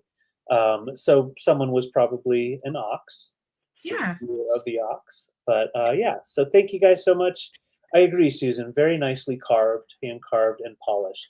So let's count them down. Thank you, Nettie and Zona. 15, 14, 13, 12, 11, 10, 9, 8, 7, 6, 5, 4, 3, 2, 1. Bid end. Zona's in at 12. Thank you, guys. Yeah, those are really pretty. That was such a cool estate sale. I love not only, seeing what people had clearly, but I love seeing how they had it displayed. A lot of times, like I said, I'm taking stuff off of where it's hung for 40 plus years, Yeah. Well, and how people had arranged their stuff. Yeah. Well, and I feel like when we do go to these estate sales, you can kind of like experience some of their trips. You see what their trips were. You see where they go. A lot of fun. So thank you, Zona. I got you for that, for the snake. And then Nettie, let me know if you would like the tiger or if you would like our ox. There they go. Awesome. Thank you guys. That's Yeah, I think so too, Victoria. I'm pretty sure that is tiger eye on the tiger. Yeah. I love that polished stone too. Oh, Oh, tigers color. are sweet, Nettie. Awesome. Thank you. Thank you. And if anybody needs an ox, we have one for 10. Thank you, We guys. have an oxen left. All right. So I think, babe, is this my last round? Yes. Okay. So I have one item left. And listen, I couldn't leave her behind. I had to get her out of that estate sale. She was in a dank, dark, sad basement. And I'm just going to quit claim her because I think she's precious. She is a plushie. And you can see, whoopsie, here we go. She is made by Superior Toy and Novelty from Casey, Missouri, made in Korea. So she is likely 70s from everything that I'm pretty sure that I know about stuffed animals and stuff. Pretty sure she's 70s. She's a little dingy. She's seen some things. And she's not dirty. She just has many years of sitting in the basement. Pink Pony Club. That's exactly right, Lisa. She's going to keep on dancing in her high heels at the Pink Pony Club. So she's just cute. And she even has right here, this is like a little hanger, a little rick-rack, paddywhack, knick-knack, thingy. Yeah, I'm to the end of the store. I've lost the words to use. You know what I'm saying? I think anyway, you can hang her feasibly from the ceiling if you want to. Are they looking over you? She has on her original little pink pony bow, and I am going to quick claim her tonight to the first person that wants her for $18. Type in the letter P for Pink Pony Club. Pink Pony Club. I'm gonna keep on dancing at the Pink Pony Club. Letter P, $18. Yeah, let's get a pink uniform. She's cute. I'll give you an idea of size. To the top of her magic unicorn horn, we are 22 inches. So $18, 22 inches on the little vintage unicorn. She is darling, and I'm so glad she's getting a home, Victoria. Thank you. I'm going to the Pink Pony Club in Missouri. Yes, you're going to Missouri, where you were originally from. Very nice. Yeah. She's all excited, Victoria. Right. Thank you. All right. Congrats. Well, it is time for our recap. So we've got a couple of really cool things coming. So if you're interested in anything we show, just type in the comments, the item name and the dollar amount. So when we show you an item, we'll tell you what we need you to write in. Super simple. Thank you, Holly, for putting in. Thank you, Holly. All right, so let's start off with McDonald's. From the 70s, we have the orange and yellow. Just to give you an idea of the color, that definitely is orange. This is made by Fire King. Very fun. When breakfast was introduced in the 70s, they really pushed these out, trying to spread the word that McDonald's was doing all of the good stuff. So $12 on this if you're interested. It's milk glass, no damage, no dishwasher damage or anything. Yep, recappers, we're doing it. So $12 McDonald's, real easy to write that in. And then I have this guy right here. We have a beautiful jade glass elephant, figural elephant with the trunk up. This one's 2 inches. This one is 1.5 inches. I'll do 15 and 14 on those. So 15 for the 2-incher, 14 for the 1.5 incher, and just put in elephant. I just showed this beautiful mahogany obsidian ox polished stone from the Zodiac, and that is $10. And it's about 1.5 inches. So just put in $10 in there. It's even etched on the bottom for like the detail of the feet. If it'll focus, there it goes. Yeah, so $10 there. Let's see. Oh, this guy for $26. Really fun 60s souvenir from China. You've got the pouncing tiger coming on out, and he is made out of paper mache and some like fun little grass that's still attached. He is $26, working condition. And yeah, you don't have to travel to China to get one from the 60s. $26, Tiger. Rah. Okay, I'm going to stop playing with it. I'll break it. And then for $20 as well, this really cool kitchen organizer or jewelry organizer. You don't necessarily have to keep it in the kitchen. Has this nice little clip on top. Thanks, Kevin. We've had a lot of fun with y'all. And then 8 different little utensil holders. So if you were using this in the kitchen, that type of thing, or if you were going to use it for jewelry, just hang your little necklaces. And you can always pop that off if you wanted to. So you can even put a little piece of ephemera up there, like an antique postcard, and then hang the jewelry from it, or you leave it in the kitchen. Either way, it's cool. I think that's a great idea, for sure. So yeah, and it measures about 14 inches tall. And oh, I have my little cheese board in the shape of a fun clock with its original knife, stainless steel on the magnet. And this measures about 12 inches tall, and that's $18. I could have swore I saw the second dial move, but it didn't. So, so $18 cheese board. $18 cheese board. And my Le Creuset, beautiful large lasagna can, 15 by 10 in that really cool yellow. And that is $60 by Le It is so good. Yes, and that is a great price on that. Very valuable Le Creuset in excellent condition. So just put in big yellow pan, 60 if you are interested. Awesome. That is everything for me except for this $22 jumping dog made in Japan. I just remembered. So oh yeah, he's coming. Here he comes, closing out the sale. There he goes. Please let me have a house. If you want this guy, he works rabbit hair. And yeah, made in Japan in the 50s. And he does have eyes, by the way. They're cute little glass eyes. Yes. Yeah. There's this you just have to brush his little rabbit fur back. So $22 on that. And that's everything for me. Okay. All right. So let me see.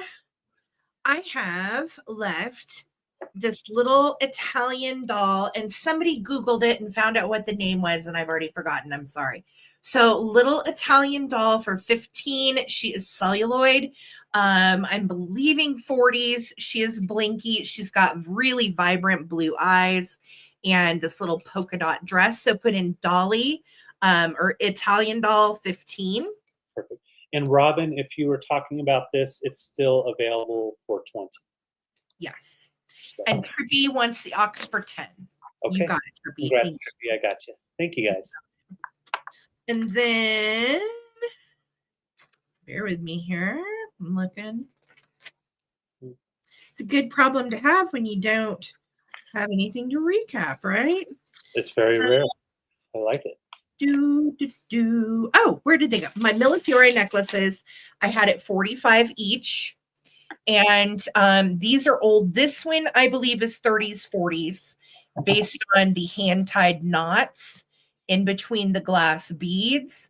It is really a stunning piece. Length on this one with the barrel clasp is 24 inches total. So 24 inches total on this beautiful Millefiore glass 1930s, 40s beaded necklace. So put in 45 round beads or put in 45 rectangle beads. And this one was 26 inches. And beautiful shape, hand done beads. You should see what the little beads go for individually. It's a lot. Yeah. So anyway, these two are available for 45 for choice. They are vintage Millefiore necklaces straight from the estate sale. They actually look really pretty together too. Yeah. So if anybody is interested, 45 for each, and that is all I have. Italian only and 2 necklaces. So excellent. Wonderful. Yeah. Great. So tonight, so much fun. Thank you guys. We are trying to find different and exciting things that you've never seen before, which is difficult. So we've had, it's been a cool week picking, and Can't wait for next week. So thank you guys so much. Thank you, Kevin. Yes, everyone have a safe rest of your evening.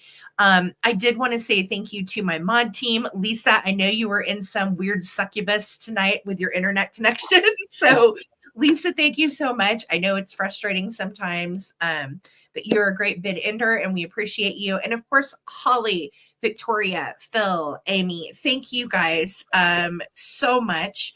I could not do what I do without you guys. And thank you for all of the help and guidance and so on. And that is right. We have a marathon Wednesday happening on my channel. We have 4 guests.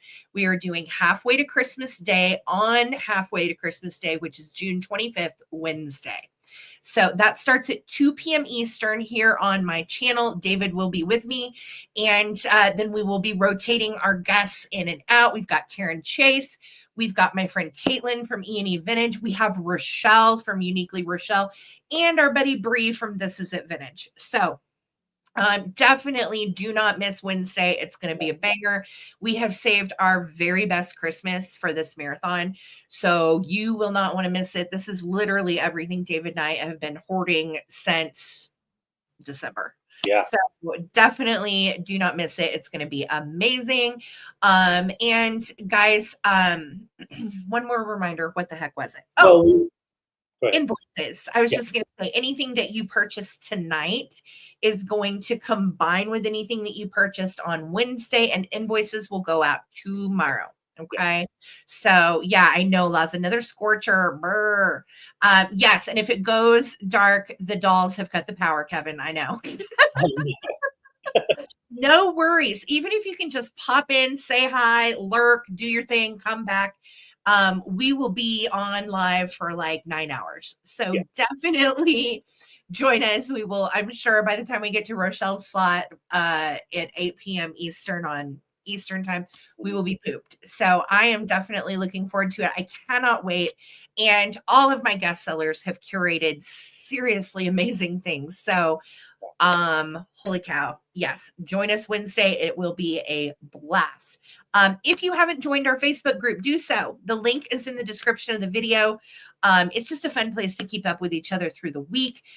We have a merch store through Redbubble. That link is in the description as well. And then we also have our eBay shop, which is popping. And I listed a bunch of buy it now stuff cheap this week too. So go in, find a deal. And yes, we are so grateful and thankful for all of you guys supporting small biz. This is how we pay our bills. We are real people and we could not do this without you guys. So thank you for the support, the love, the fun times in the chat, the kind gifting. You guys are good to each other and you're good to us. And I love the community that we have built here. It's beautiful. So Zona, you stay cool in Indiana. That sounds gross. Yeah. And Mike and Simone, yes, we appreciate you guys. Thank you, grr. Okay. Our Vuvu is going to be taking a sickie. Yep. Colin's sick on Wednesday. Yes. Thank you. Yeah. We'll get you and your little dog too. That's right. So Helen says she's going to try to be good. That's not necessary, Helen. You can come in and be your honoring self. And yes, but it's going to be amazing. I'm very excited. And I just want to thank you guys again for supporting small business on YouTube. We are full timers and man, it has its ups and downs, but you guys are constant and we are grateful. So thank you. Thank you. Thank you. David, what am I missing? Anything, baby? You got it. You nailed it. Just make sure you are following Sarah and myself on Instagram and YouTube because we will be putting up some major previews of what's coming Wednesday as well. So yes, yeah, previews will start tomorrow. So I'll post them in the group, I'll post them on my Insta, and I'll post them in community tabs here on YouTube. Okay, so guys, have a great week. I hope this is a nice start to the rest of your week. Peace, love, and vintage. Show every stranger you meet kindness. Everybody can need it right now. All right. Love you guys. Have a good one. Thanks again. We'll see you back on Wednesday for our marathon, 2 p.m. Eastern. Bye.